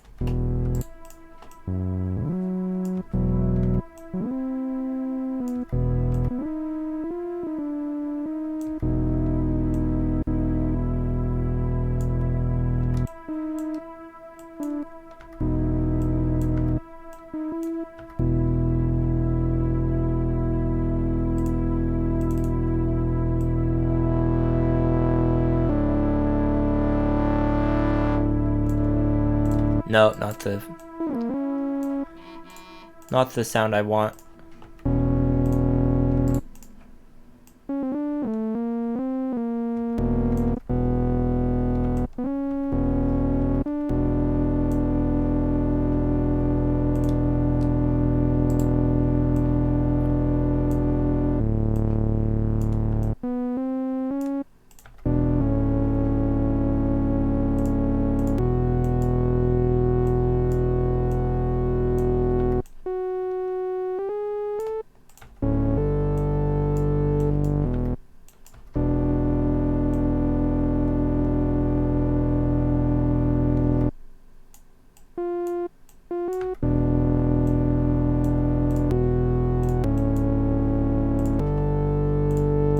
Alright, that's like any top melody that sounds good.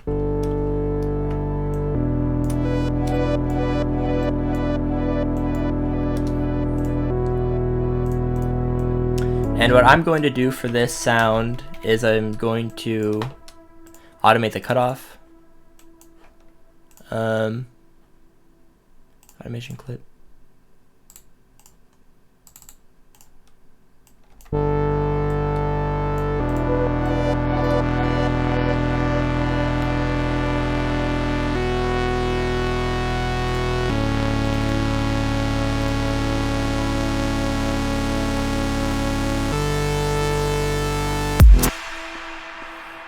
And then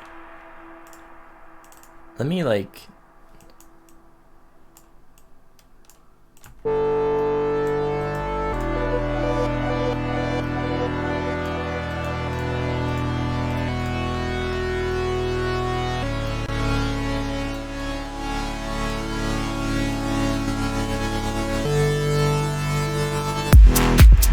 do something like that.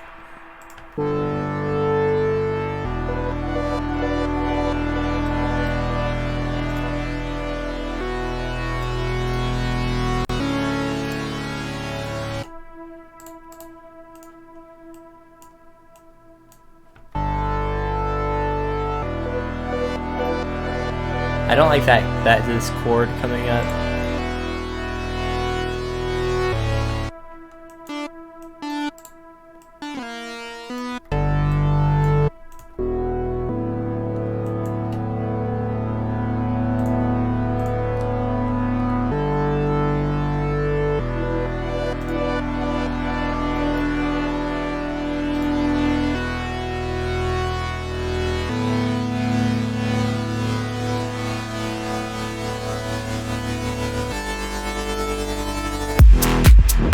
Maybe not like that severe. And then something I like to do is I like to do a drum riser for like the build. Or I guess a drum riser is like a weird term for it, but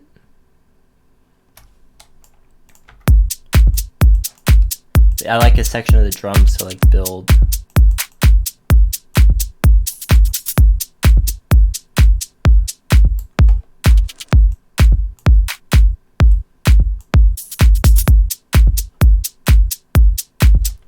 Okay, that's everything. So in order to make this build, what we're going to do is we're going to make a bus. Buses are your friends. This is called the drum bus. If you're not using buses, this is your time to start using buses. Slide this over.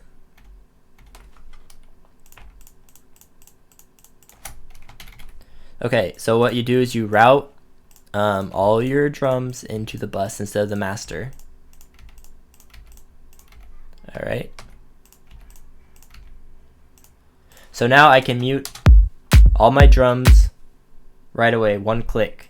Goodbye all my drums, right? That also means I can modify all of my drums with this one channel. I don't have to make 20 automation clips for every, you know, drum sample to low pass it. I can put one low pass on the bus. No, don't avoid the bus. Run right into the bus. Get ran over by it.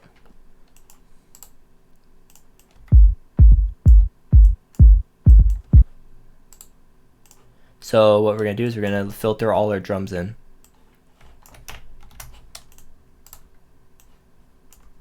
Wait, what did I miss? Oh, okay, right there. We're going to filter our drums in.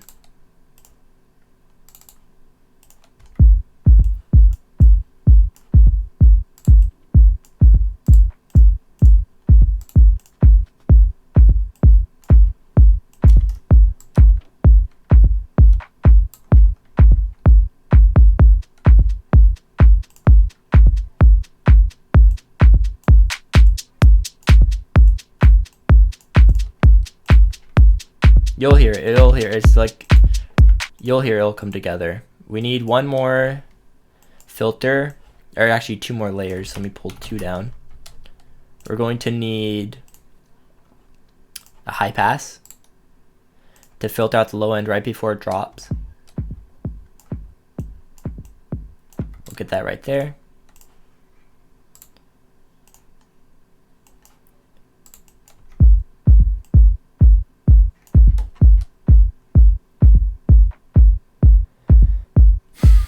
Is there a way to save time?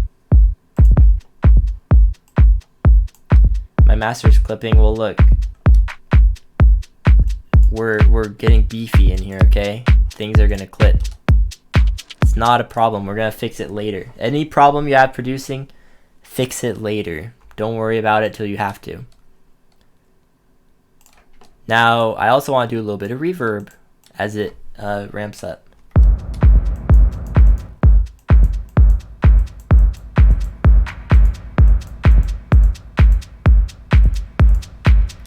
They'll throw a little bit of reverb as it filters up. Well, not just a guru, like a ton of old school electro house does this strategy. And then if you want to write old school electro house like I do, because I love the genre, you're going to have to use the techniques of the genre. I think Wolfgang Gartner's done these kind of rises. Steve Duda, and I think Mord Fustang has done it. Gosh, who's that one? Uppermost. He's tried electro house. My speaker's getting hurt while I'm clipping. I mean, you can buy new equipment.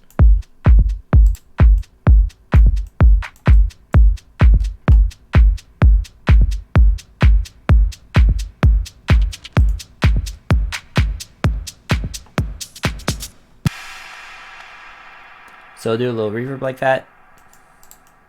Pull the reverb off. Make sure it's off. Filter. And then we're going to want to put in all of our fills. Delete that one. So look how fast I'm going to structure the other half of the song.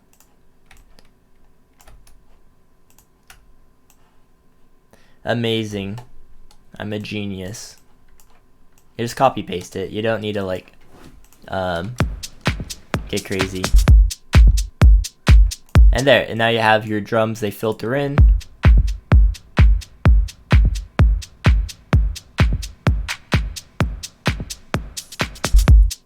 Well, I mean, I've never had a piece blow out from clipping. I've been producing this way for 10 years. So if at the time comes I have to replace it, I'll replace it. But 10 years and it's still going strong.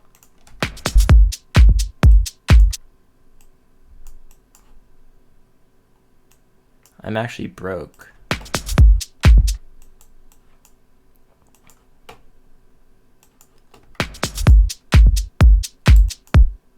Oops. At that point you wanna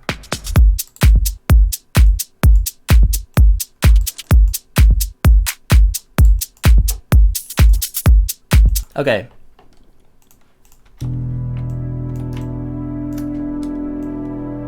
Let's see where we're at here.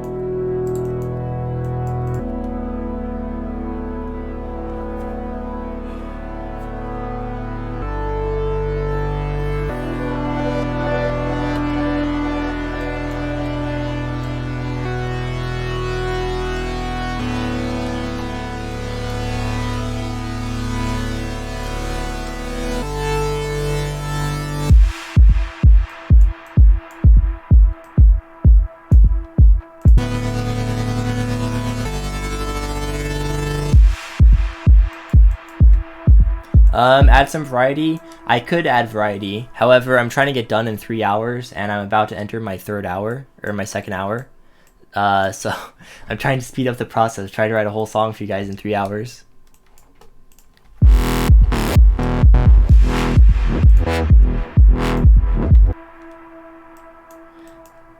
Songwriting isn't really what's going on here. We're doing speed writing.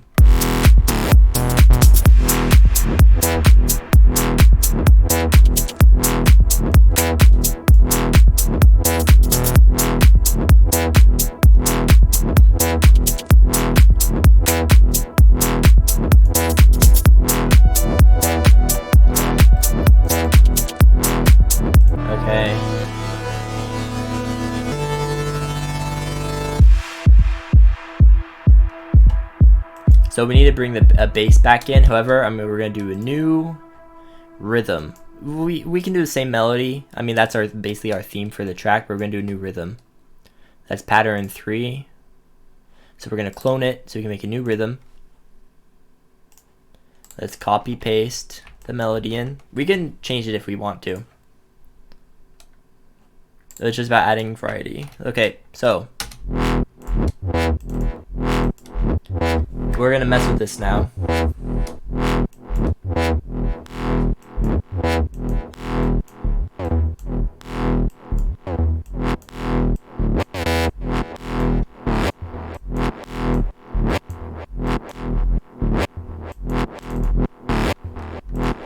Maybe I will change melody. I'll just extend some notes.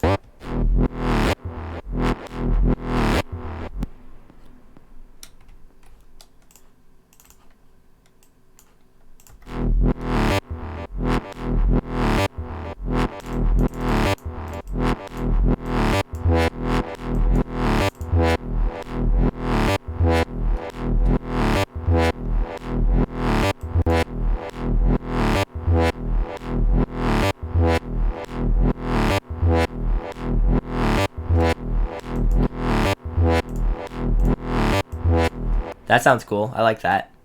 Just a little bit different. An ARP. We can do an ARP.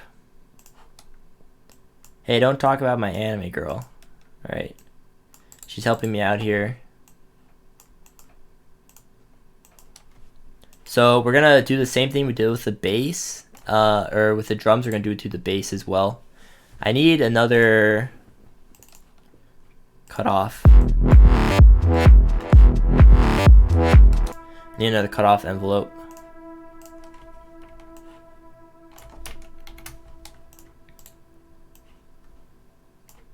This one goes here. This one goes here. More sub bass and more distortion. You don't even know how much distortion we have in here. I cannot put more distortion. We're about our max.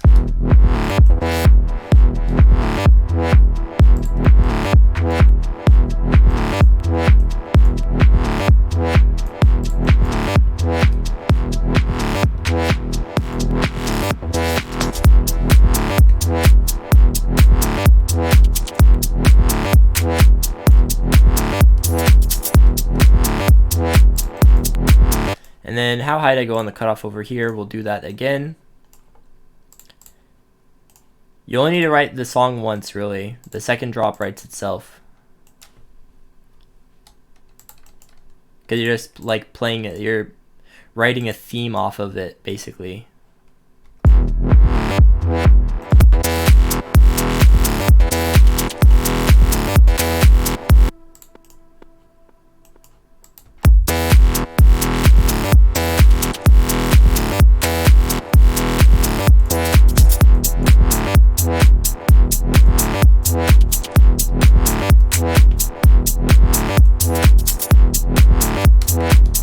Try and go as fast as I can here.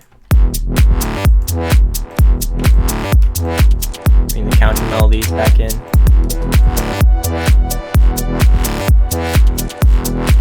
Someone said an ARP. So let's add an ARP in. We can add an ARP in. That'll be our distinguishing factor between the first and second drop. Another form of escalation.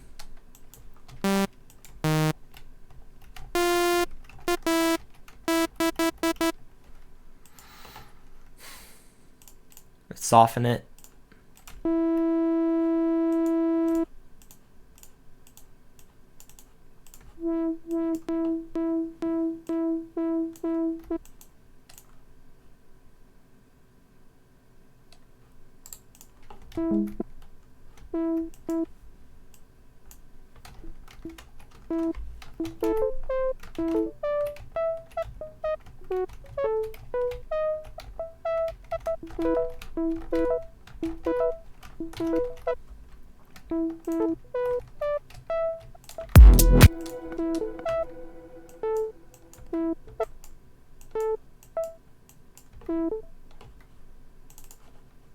Alright, I think I can hear this in my head.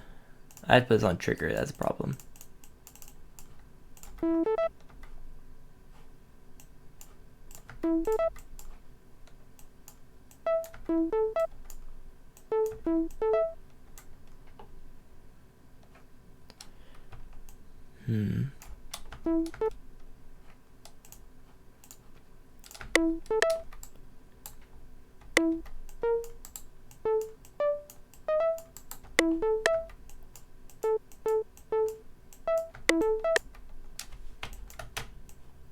Oops.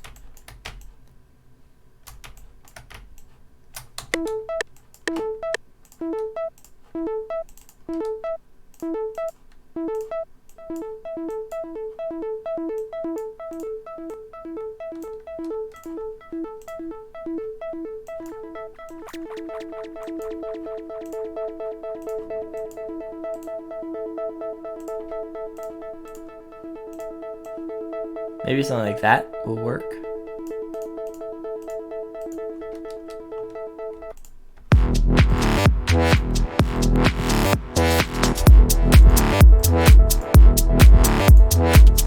No, too much delay. What, let me pull the notes from that. I'll borrow them.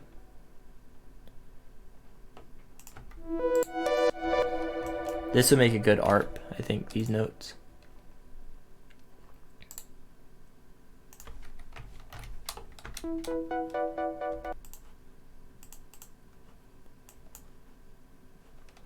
Turn delay down.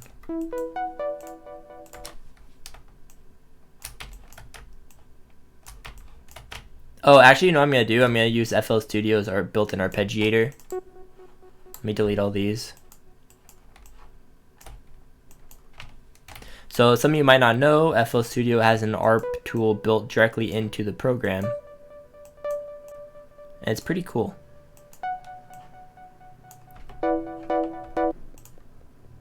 So let's go to Tools, Arpeggiate.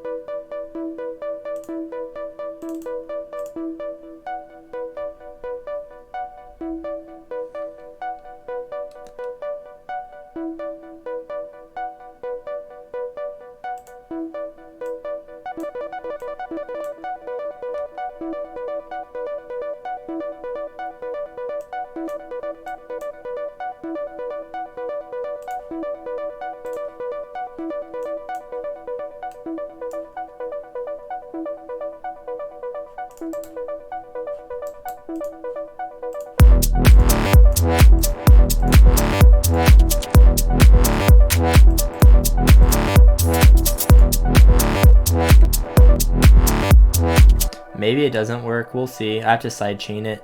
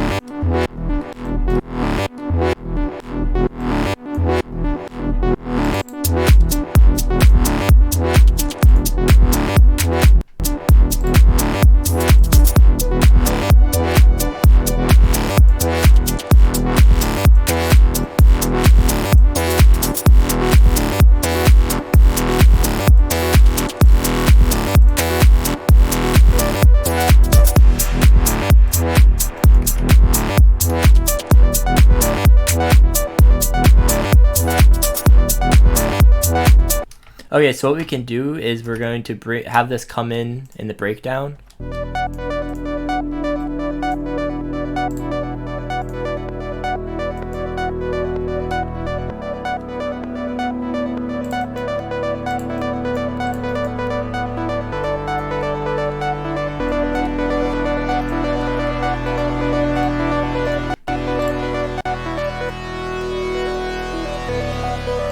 Quick low pass. I have to kind of speed up because I'm running out of time.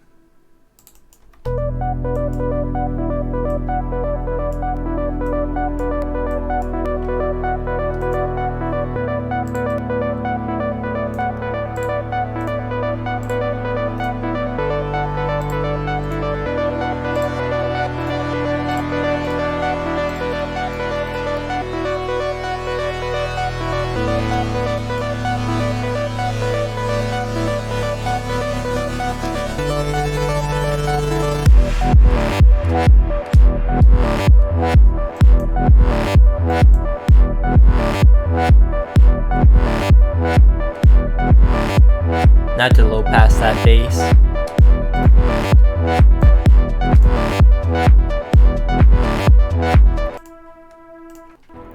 Make a universal low pass for it.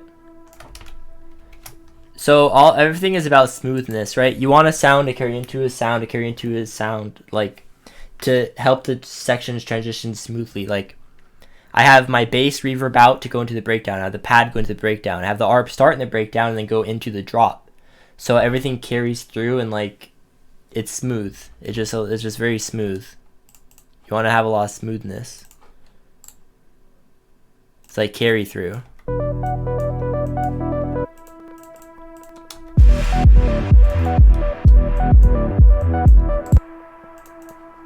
Make automation clip.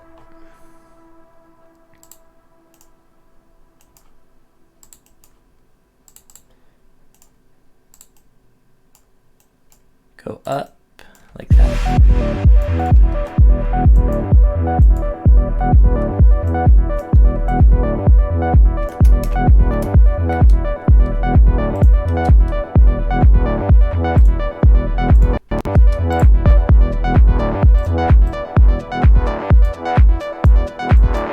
And then a high pass on it as well.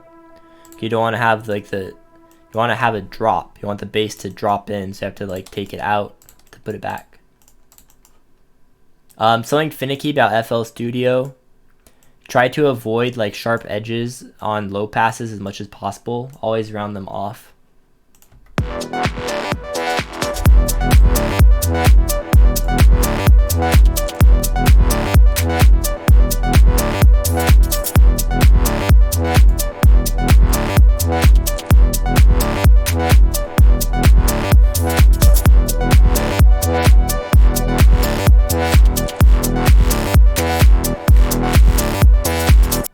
So something else I have to do is I have to pull these over. The little saw hits. And then we have to cut these out. Oops. We should be wrapping up the production very shortly. Should be done, and then we can do the mix and master quickly. It shouldn't be a hard mix and master, it should be pretty simple. And that goes cut there. This cut there. Okay.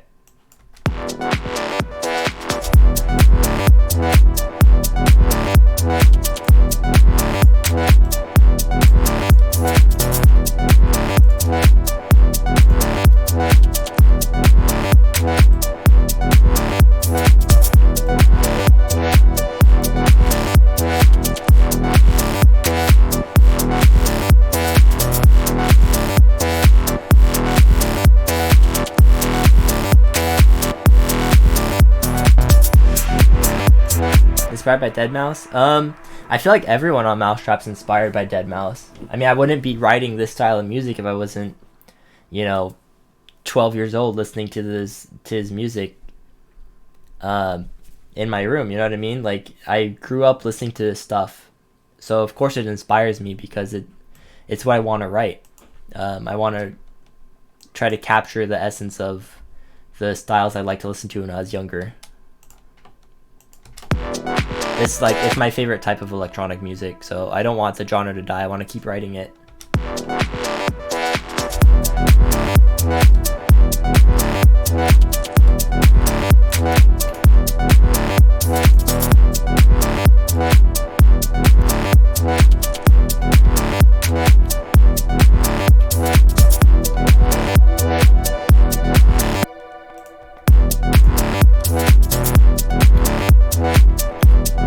Okay, so let me start organizing the mixer again to get ready to master.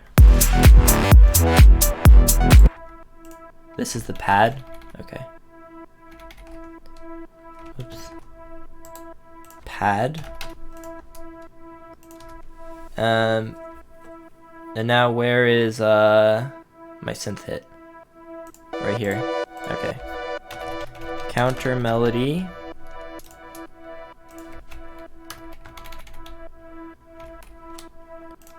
Okay. That's my clap.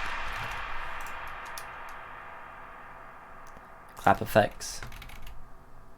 Wicca phase. Yeah, I like Wicca phase. Mostly like I listen to electronic, but when I'm not, I listen to a lot of rap and stuff like that. I need my other buses.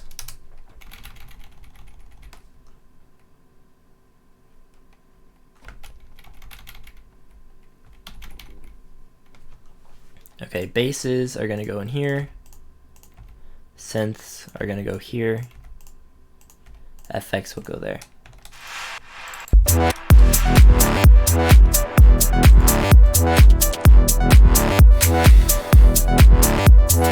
I wasn't confident in my sound until I was like 7 years in. Everything before that is absolutely trash. It took a long time. I know some people come out producing like fire in just a couple years. I was definitely not that kid. I was very bad. It took me a very long time to get good.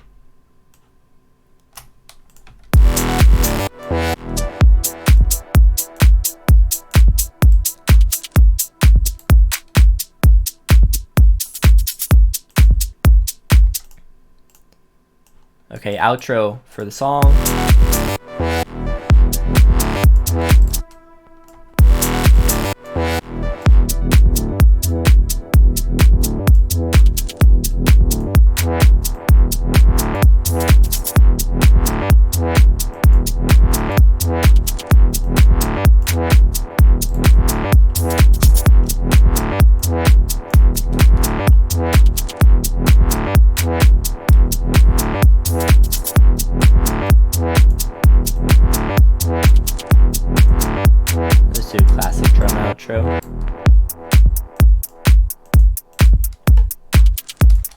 It true you get assets when you sign label? No. I haven't got anything. I don't think that is true. I think it's just a rumor.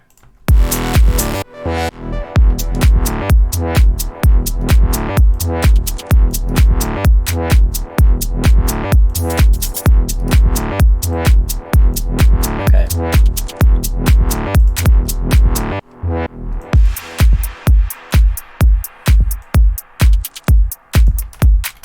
Actually, I could probably end the drums.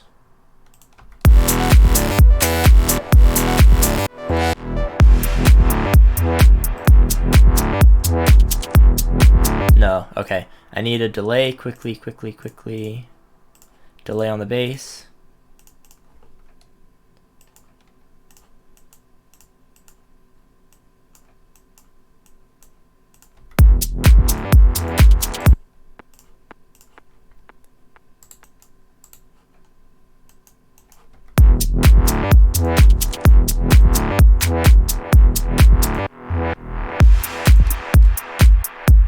Like that.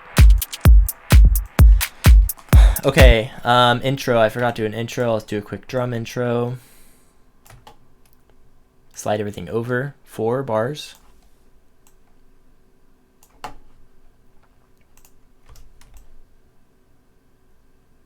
That much. Okay. No duplicates, okay. So start the drums off simple. I can start to add some variation here, like I'll bring the shaker in right there. And no fills. And then I need to copy my automation clips over.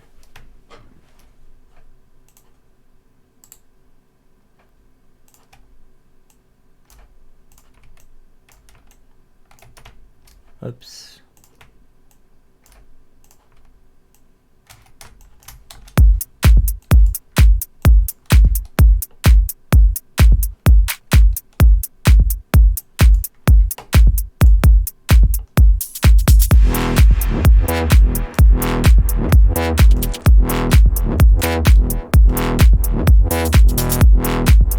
Okay. Intro done, outro basically done.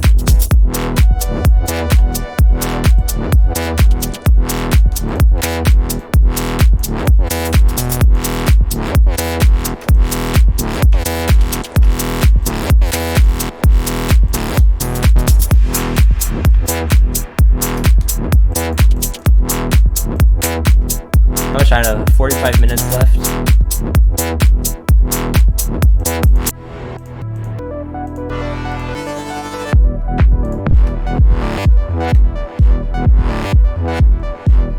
Whoa, whoa, whoa. Oh, that's what happened. Okay.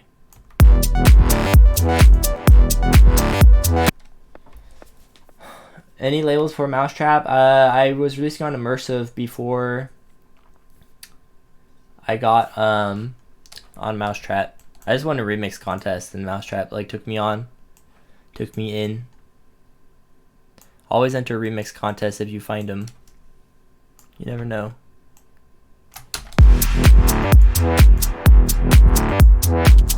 When you have this many automation clips, you just kind of confusing like what's going on.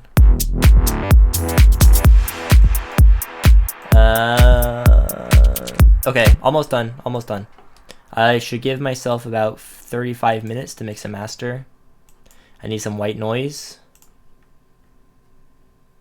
Gosh, samples, impact.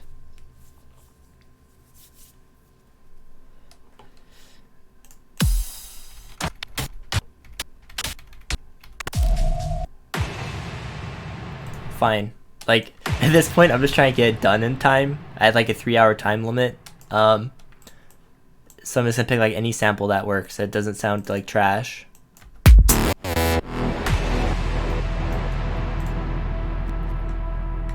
Okay. Nope. Oh, these are saw chords. These go with my bass bus.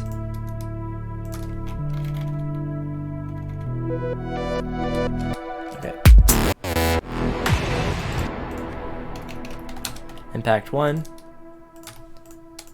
Usually I like to stack a whole bunch of these, like filter out different parts of them. I don't think I'm gonna have the time to do that this time. Let me put a little bit of delay on there.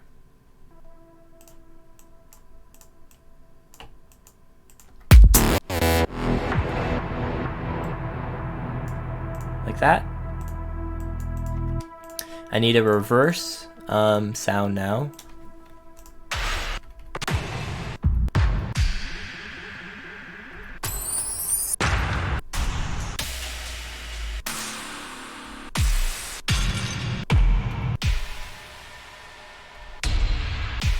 Okay, I can't really be picky. I have to hurry up. Clone. One's reverse. One goes here. I'm gonna cut off the kick. I just want the riser. That.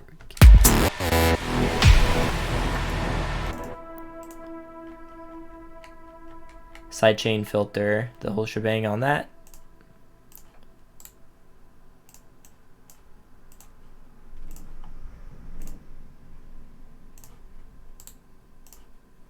So I'm kind of speeding up because I have to finish this.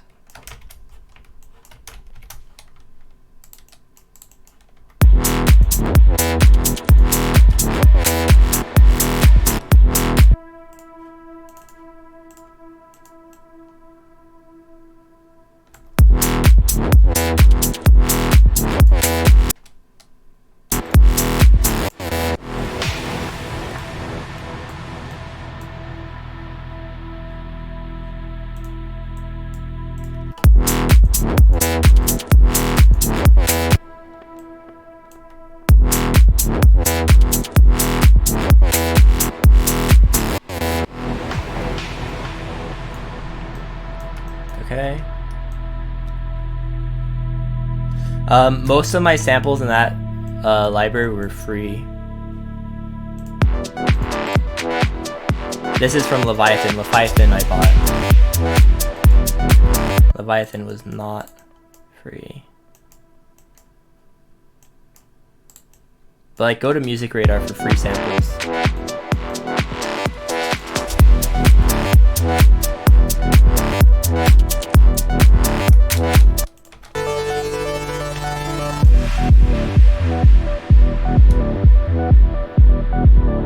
Man, this sample is so bad. Like,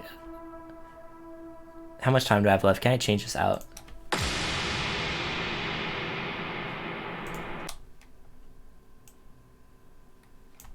That's gotta be better than what I was using.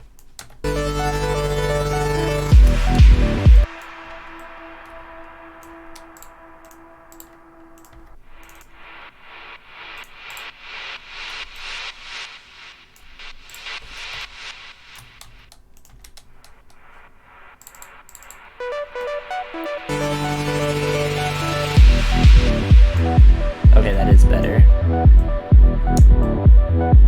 Usually it takes me way longer, like, digging to find stuff.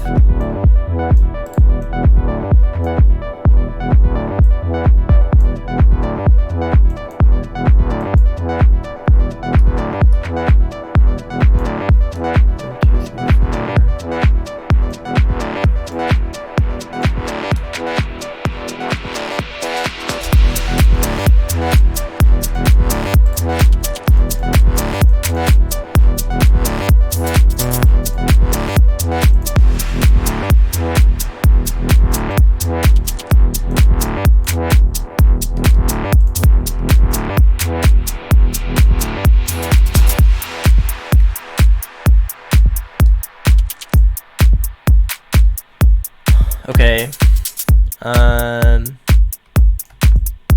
need one like right here. I need one like right here.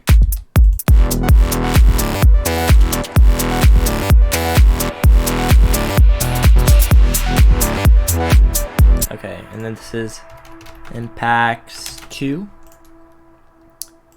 That should do it. That should be the whole track. Now we have to mix this. Let me stretch this out so I can see everything. Okay, I have to kind of speed run this. 40 minutes. Actually, 40 minutes. I should be able to take my time. That should be the whole track. Now we have to master it and mix it. So you want to find a section with most of your audio happening, which would be this section, would be all my drums at once. I'm gonna turn it down.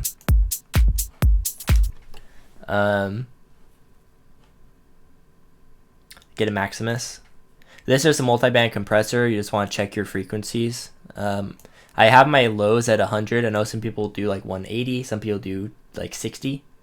I like to do 100 for my lows. Force it to mono. Mids I like to do like 100 plus to 1000. I don't need to send these to mono. Then my highs, oh, it looks like I'm spiking. That's what's clipping. So I'm gonna put a cap on it of like right here. And then I'm gonna boost the stereo of it. And I'll do a slight shelf raise on the high end to make it a little bit brighter as well. And then I'm also going to grab a transient processor. Boost transients. Just make it punch a little bit more.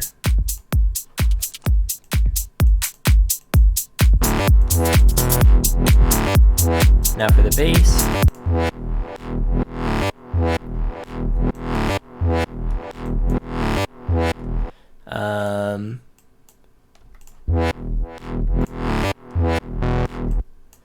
Let me make this a little bit.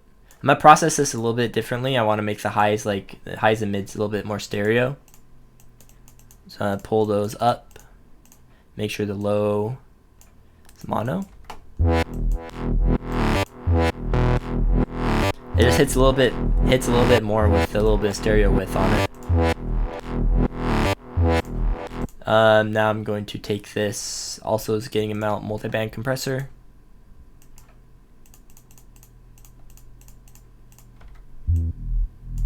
This is just the sub of my bass. You want to make sure that your sub is like as smooth and consistent as possible. So you kind of want to round off all those little spikes. See how it's not very consistent?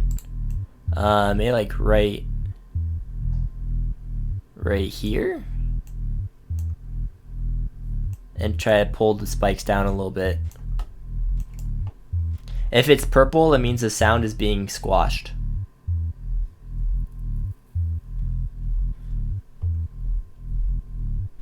Okay, so that's leveling it off better.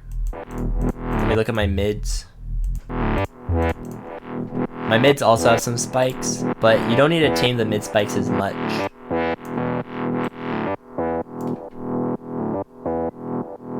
Yeah, that's just a little bit of compression. The highs spike a little bit, just to catch spike. I'll put like a cap like that. Lid boost to stereo. Okay, got my mids. Now the synths.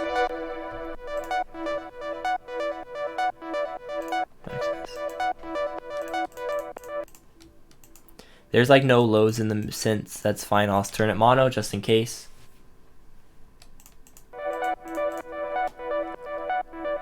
And the lows, done, mids. There's still spikes in here. Because I'm using a delay, it's not like perfect.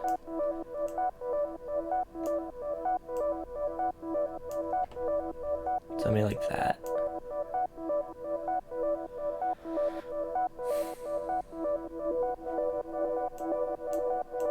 Okay, I don't want to cap that, so let's do that. Okay. Now, for the actual mixing, I guess I have to do my, let me do my FX real quickly. Low 100, mono, mids fine, highs low with the stereo boost, done. Okay. How much time? 20, 30, 34 minutes?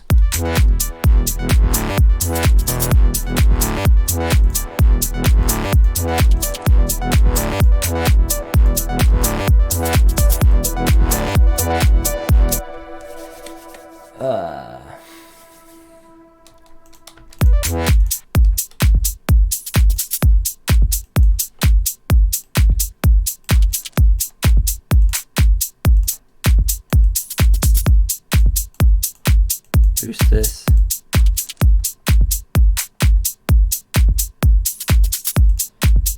I think my drums sound fine. I'm not gonna touch the drum mix. What I need to mix really is the bass to the synths. I need to find out like the core frequency of the bass.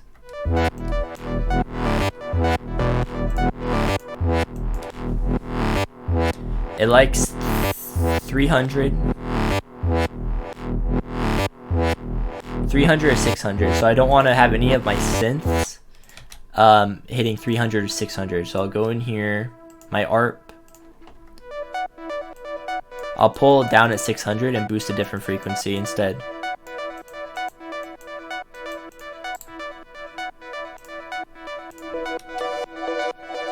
Same for the pad. The pad I don't want it to hit at 600, which it was, which is making muddiness in the track.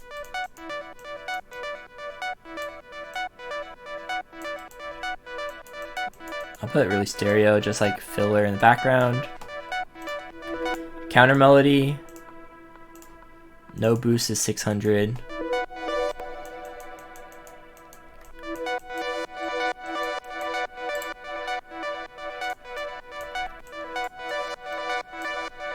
Okay.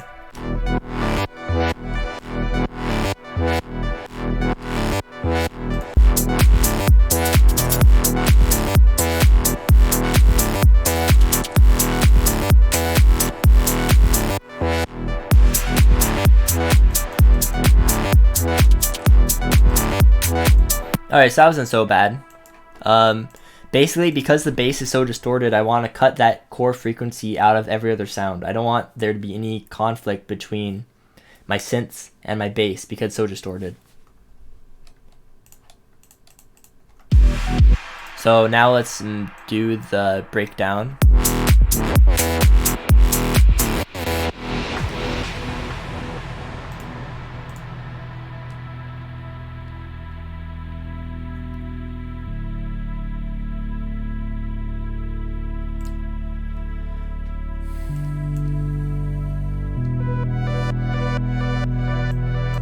I have to boost these a little bit. Oh, I didn't even put a that's the problem, I didn't put a ferric on here. That's why it's like, oh, why is my sound so weak?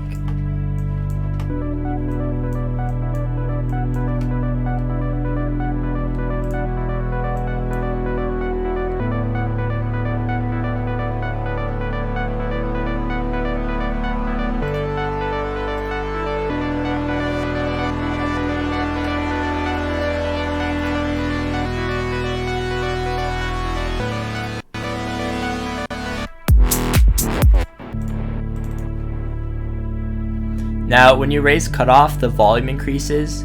You can control that by putting a hard cap on it, and you can raise cutoff without it getting distorted. A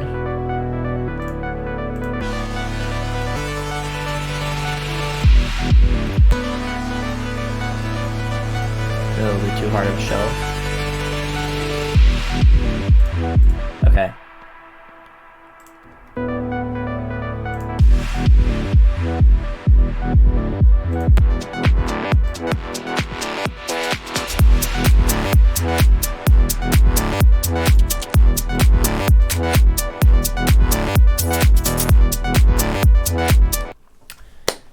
I think that's actually good enough. Like, if you mix as you go, you don't need to do a big mix at the end. Like, because I was, you know, throwing my EQs, side chaining, ferrics, you know, all of, like, volume adjustments. I was doing that as I was going. If you mix as you go, your final mix at the end goes pretty quickly because you don't, you just don't need to like worry about it.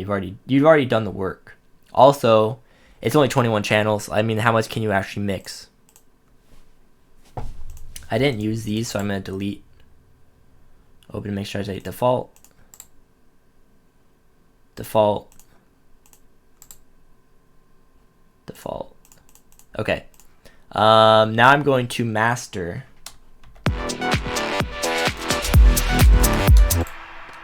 So the way I like to master is I like to have I like to send my, oh wait, I have to name these. I like to make like pseudo master channels. So I don't have anything on my actual master channel. My actual master is just gonna be dry. Nothing out to the master. And then this goes here, and this goes here, and this goes to the master.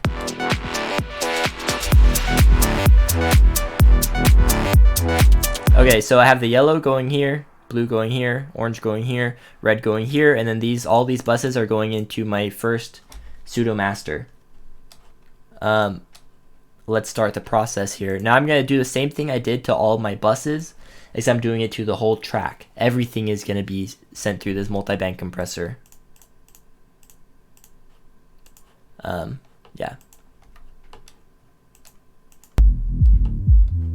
Oh, I have to go to the right section of the track so I can hear everything. Okay, this looks good. You want to have your kick cutting through the bass. Like, let me pause it right here. You see how there's this, it's almost like a toothbrush. You have all this stuff down here with the bristles coming up. You want your kick to be pretty tall. You want, because the taller it is, the more it's going to cut through in the club. Like when you have club speakers blasting, if you have too much sub, like from your bass, there's not enough distinction in the spikes. It's going to be super muddy. It's going to be a wall of sub bass. If you have sharp spikes like this, it means that when you go to the club, your kick is going to really cut through So you want to make sure that your sub is spiky where your kicks are. That means that your sub is club ready. There's a little bit of inconsistency on my kick. I'm gonna cap that, just to make everything a little bit more uniform. I'm at 100, right? Okay, 100. Okay. Now my mids.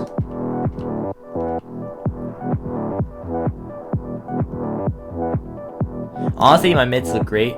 I'm not gonna touch them. My highs could use a little bit. They're a little bit sharp. Just pull them down a little bit. A little bit of high end.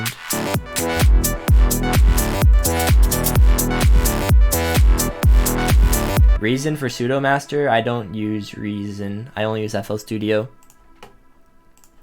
A1 stereo control.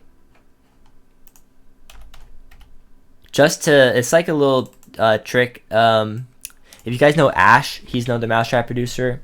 Ash taught me this trick. That's it. You just throw a little bit of stereo width on your track, just like 10% with this plugin, and it just makes it feel a little bit fuller. So I like to throw it on there, just like 10%. And now I need to check my limiter.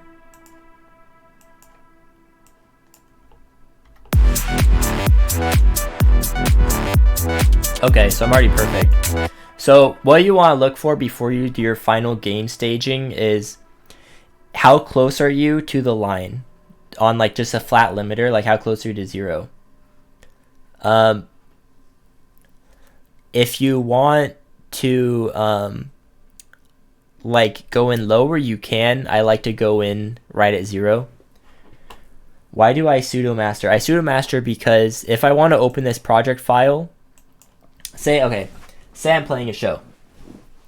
I want to see what tracks mix into this track. I'm going to start dropping tracks into this project file, potentially, and seeing how they mix. If I have everything on the master, that means that anything I drop in here, or I want to make an edit, everything is instantly mastered. To avoid that, I can send a track in and route it to just the master, and it won't be processed at all.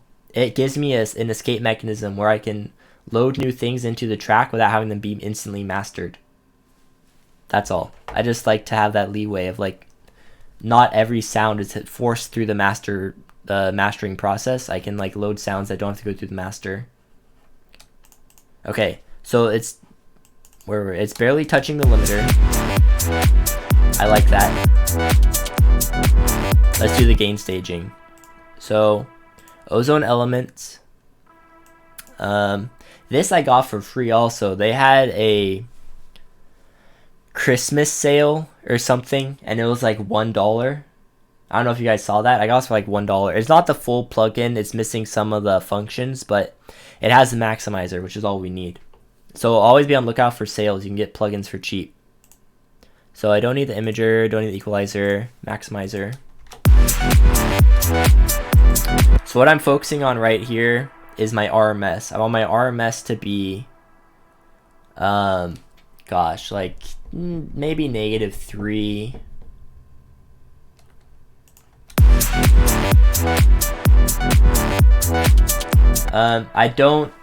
I don't perform that FL Studio. When I'm making a set or I want to edit this track or make like a mashup, I don't want to have to drag a track in and have it be instantly mastered. So I bring it in, I do a pseudo master channel, so anything I bring in won't be mastered. That's what I mean. Okay, so I'm going to stack ozones. The reason why I stack ozones is because you can think of it like horses, like horsepower.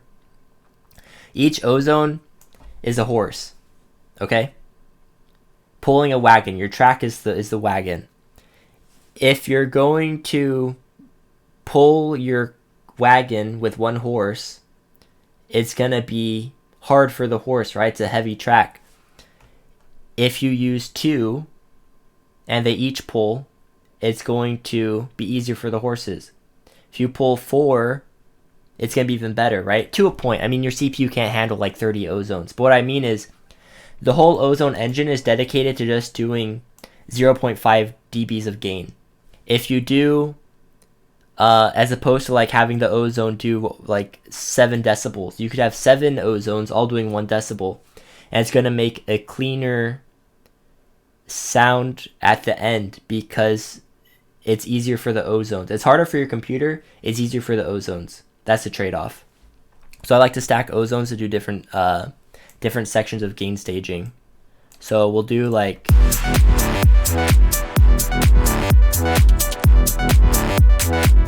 we'll do like 1 decibel right there. We'll get another ozone. No, don't do sound godizers. You wanna like a maximizing plugin.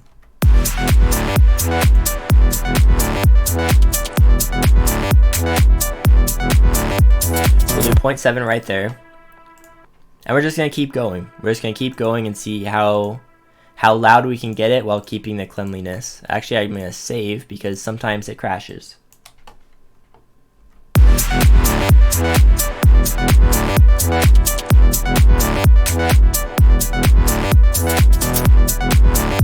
Now look at that.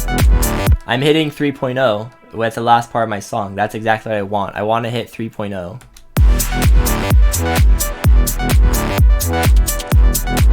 That's what most of my other tracks are. So once I hit 3.0, I'm done. That's it. That's the whole track. It just got mastered. It's literally that simple. You just mix it and you just master it, get it to like an industry standard loudness. I like -3, and that's it. You just finished. However, I need to make a volume automation on this pad because it was bugging me. After that, I'm done. So we'll do that really quickly. Pad. I'll make a send for it.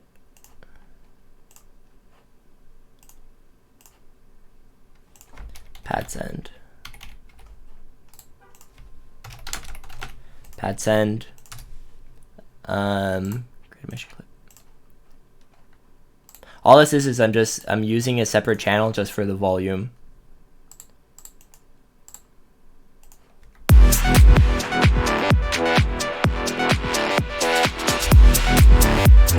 Because there's a lot of reverb on the pad, I don't want to cut through like instantly. So I'm just gonna I'm gonna mute it whenever the pad isn't playing so I don't have a large reverb tail.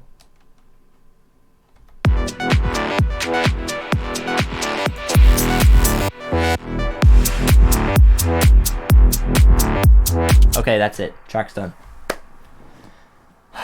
2 hours. Actually, I can check the project info. Oh, I had FL Studio open earlier. I started the stream at 5 o'clock. It's now 7:41. So that's 2 hours, 2 hours, 39 minutes?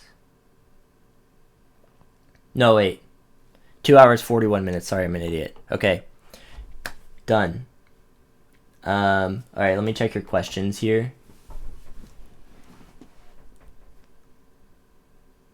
Making music on a low power laptop. I mean, that's like, if you're on a low power laptop, you're basically out of luck. I mean, you have to render out. -14 LUFS ozone. No, I don't use LUFS. I don't care about Spotify. I don't listen to Spotify. I know people master for Spotify. I'm kind of old school. I master for like SoundCloud. So I like to make things just as loud as possible. And if it sounds like however it is on Spotify is how it is on Spotify. I'm not gonna make like 6 masters for each streaming software. I'm gonna do my master and then however it ends up on every website is just how it's gonna end up. But I'll answer any other questions you guys have because we finished early. I have like 17 minutes left. Let me text to someone. Get your questions and I'll answer them.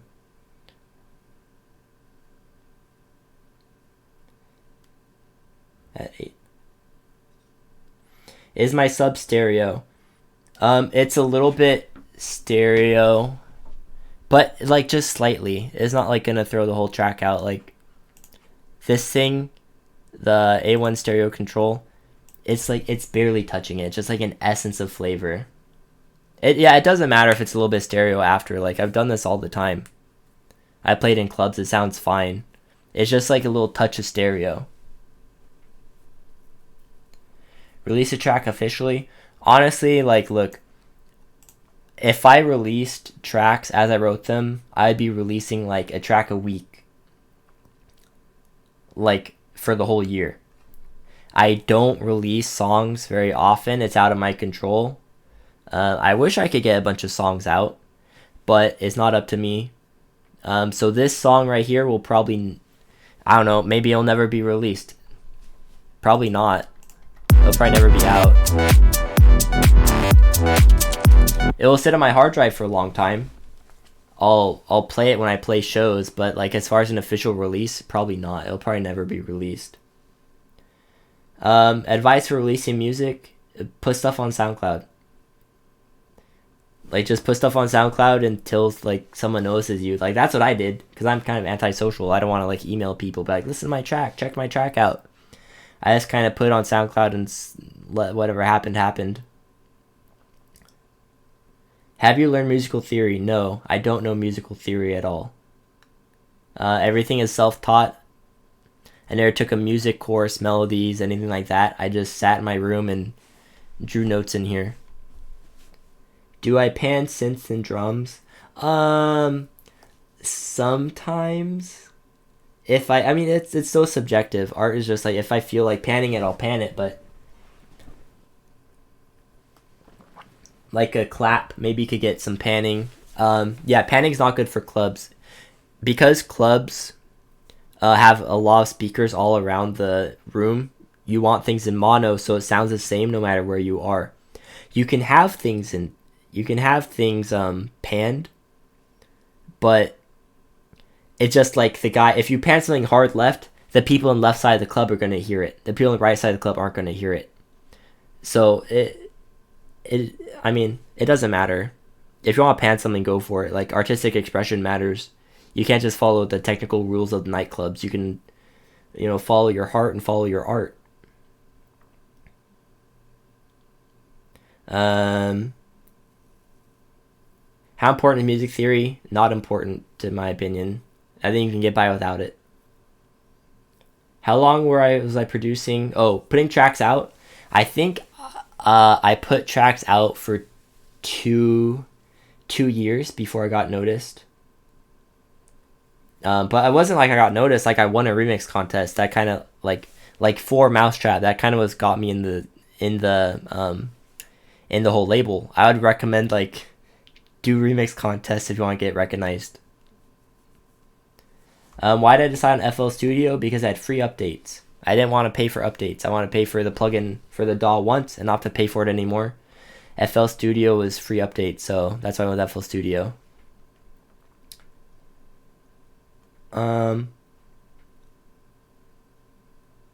Mixes below 6 dBs, master later. Well, I just mastered. If you do it yourself, like, you don't have to worry about it. I don't send tracks out for mastering. I master myself, so I don't have to worry about it, like leaving headroom for a mastering engineer. As loud as possible without going muddy. What you want to do is you want to get your track to like whatever you feel comfortable. I feel comfortable leaving tracks at -3. Some people like it louder. Some people don't like it at all. They like it quieter. Let me render this song for you guys. We can look at the waveform. Export wave file. Sure.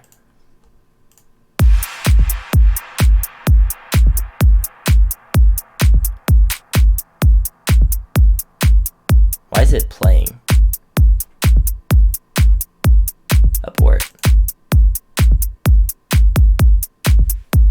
Oh, my audio just got jacked up. Okay. I guess I can't abort. I can't render it while I'm streaming. Oh well. How big was my following? Like 80 SoundCloud followers. I think I had like a couple hundred SoundCloud followers. It wasn't crazy.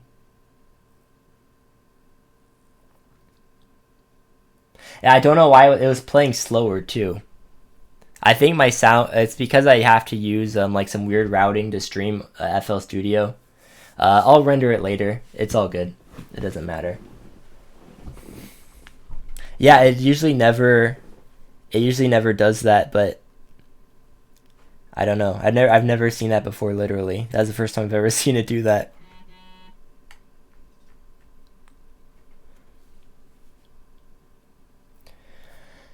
How did I come up with my name? I was producing under a couple different aliases at the time, and I just thought Sysdemes sounded cool.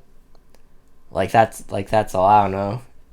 I was like a computer science major, so like, oh, systems. I can try like systems, Sysdemes, like make a name out of like some word I liked. I thought systems was a cool word.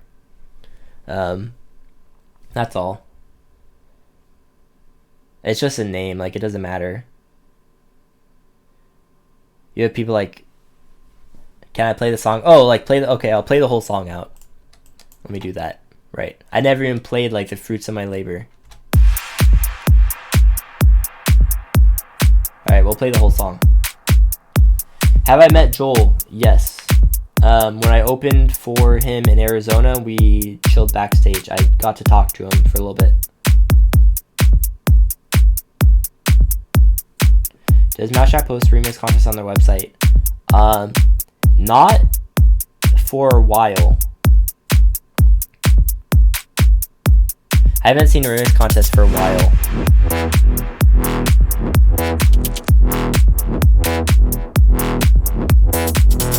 Edison. No, I don't like Edison. I hardly ever touch it.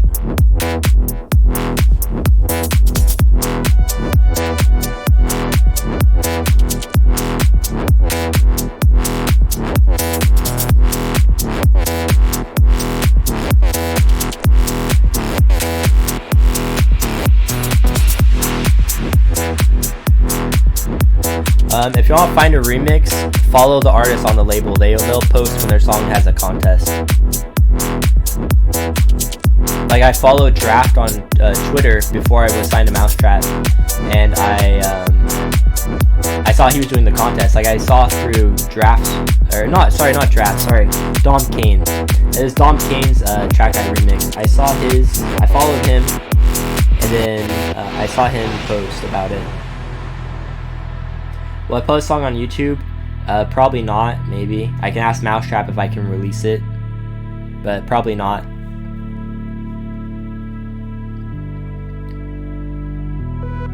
When using headphones, it doesn't matter. Recommend any course in musical production. If you don't know how to do something, watch a tutorial. Otherwise, I feel like it's best to go on your own. Like if you don't know how to sidechain, Google sidechain. Don't know how a compressor works, Google how does a compressor work. But like as far as like specific or more general like tutorials, I would say stay away from them. Like find your own sound.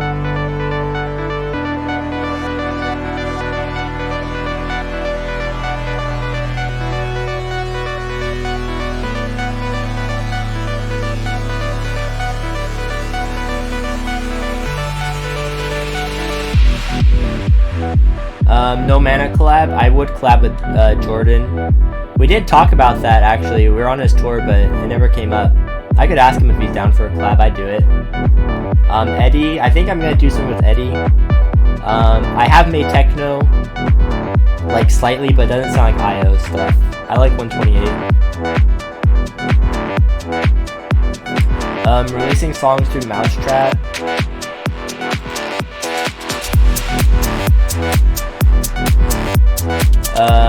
Basically I just send mau5trap my songs and they're like, we like this, we don't like this, and then we release that way.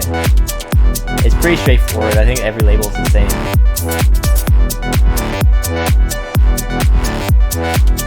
Yeah, Mr. Bill will get like super technical. He's a very technical producer.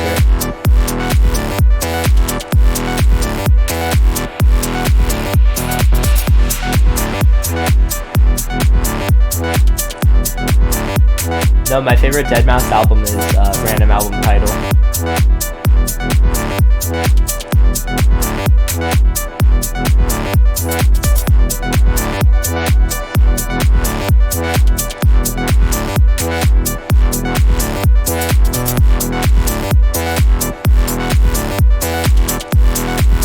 It's pretty groovy.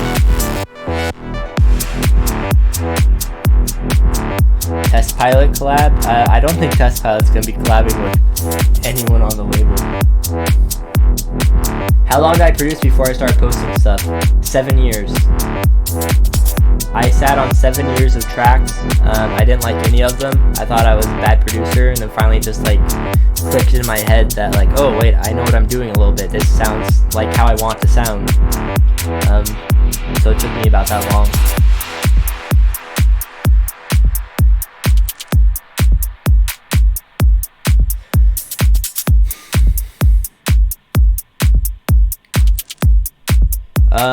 Start sound design. I guess like figure out what you like to listen to and then like recreate that. Did I sign I'm not exclusive with I'm not exclusive with mau5trap. I could go to a different label if I wanted to, but I like mau5trap. They let me release my music, so I have no reason to leave. What equipment do you use when you play a live gig? Whatever the club has. How old am I? I'm 24. I just turned 24. What else would I add to this? Gosh, what would I add to this? I might add a little bit more percussive layers. I might mess with a little bit more variety in the bass line. But honestly, like, I'm not one to dwell on a project like for weeks and weeks and weeks and keep opening it up and changing it. Like, if I want to do something like, oh, I wish the ARP was a little bit different melody, then I can write a new song with that melody. I don't have to like change my old work. I'm a big believer in like just letting things be, making it as art, as a piece of work, and then you just set it aside. Don't touch it. Like, just let it be what it was in that moment. Yes, check out my Spotify for 7 years. Good luck. Is there a quota you have to fulfill? No, it's whenever I send in music. I just try to not like smother them with so many tracks. Your client speaker, honey.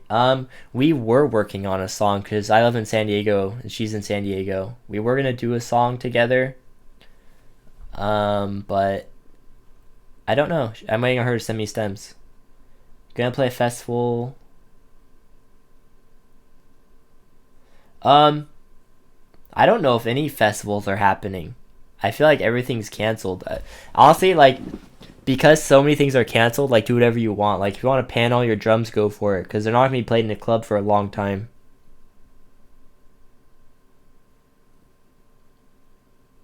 Virtual Self is super cool. Just tune back in. How does it sound? It sounds like this.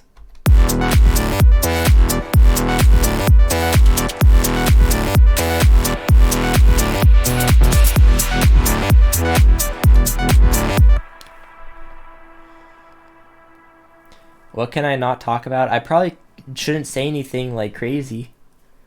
I didn't get any rules. I'm just chilling. We're about to end in 3 minutes though, so if you have any last questions, get them in. I'm glad I finished early. I didn't want to have to be like stressing down the last second making things.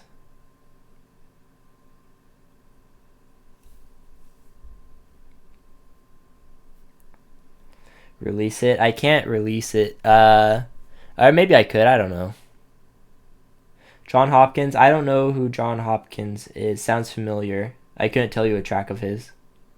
Like people ask me all the time, like, oh, do you know him? Do you know him? Like, I don't. I don't branch out in electronic music. I don't listen to a lot of it. I'm very in my lane. I don't switch genres a lot. I do like rhythm, like dubstep and stuff like that, like hard trap. I listen to that kind of stuff. Because, like, when I first started producing, I was, like, watching Ultra live streams. I was, like, 15. I was like, yo, it's so sick. Like, the hard trap, hard style drops. That's why I started producing. I started as, like, a big room kid. I was making big room. And then I, like, got into deadmau5, like, producing progressive house, electro house, that kind of stuff. How did I get to be so handsome? I don't know how to answer that question. I was just born. Advice for home producers: produce a lot. A lot of people have a lot of free time now because of quarantine. Just produce. Like, just produce. Don't stop producing. Just always practice. I did attend college. I did go to college. But I'm just producing music now. Alright, that will end my stream because it's almost 8 o'clock. Thanks everyone for watching. We were successful. Next time I get a slot on the mau5trap channel, we'll do something else fun. We'll see what we do. But I'm gonna end stream. Thanks for coming by.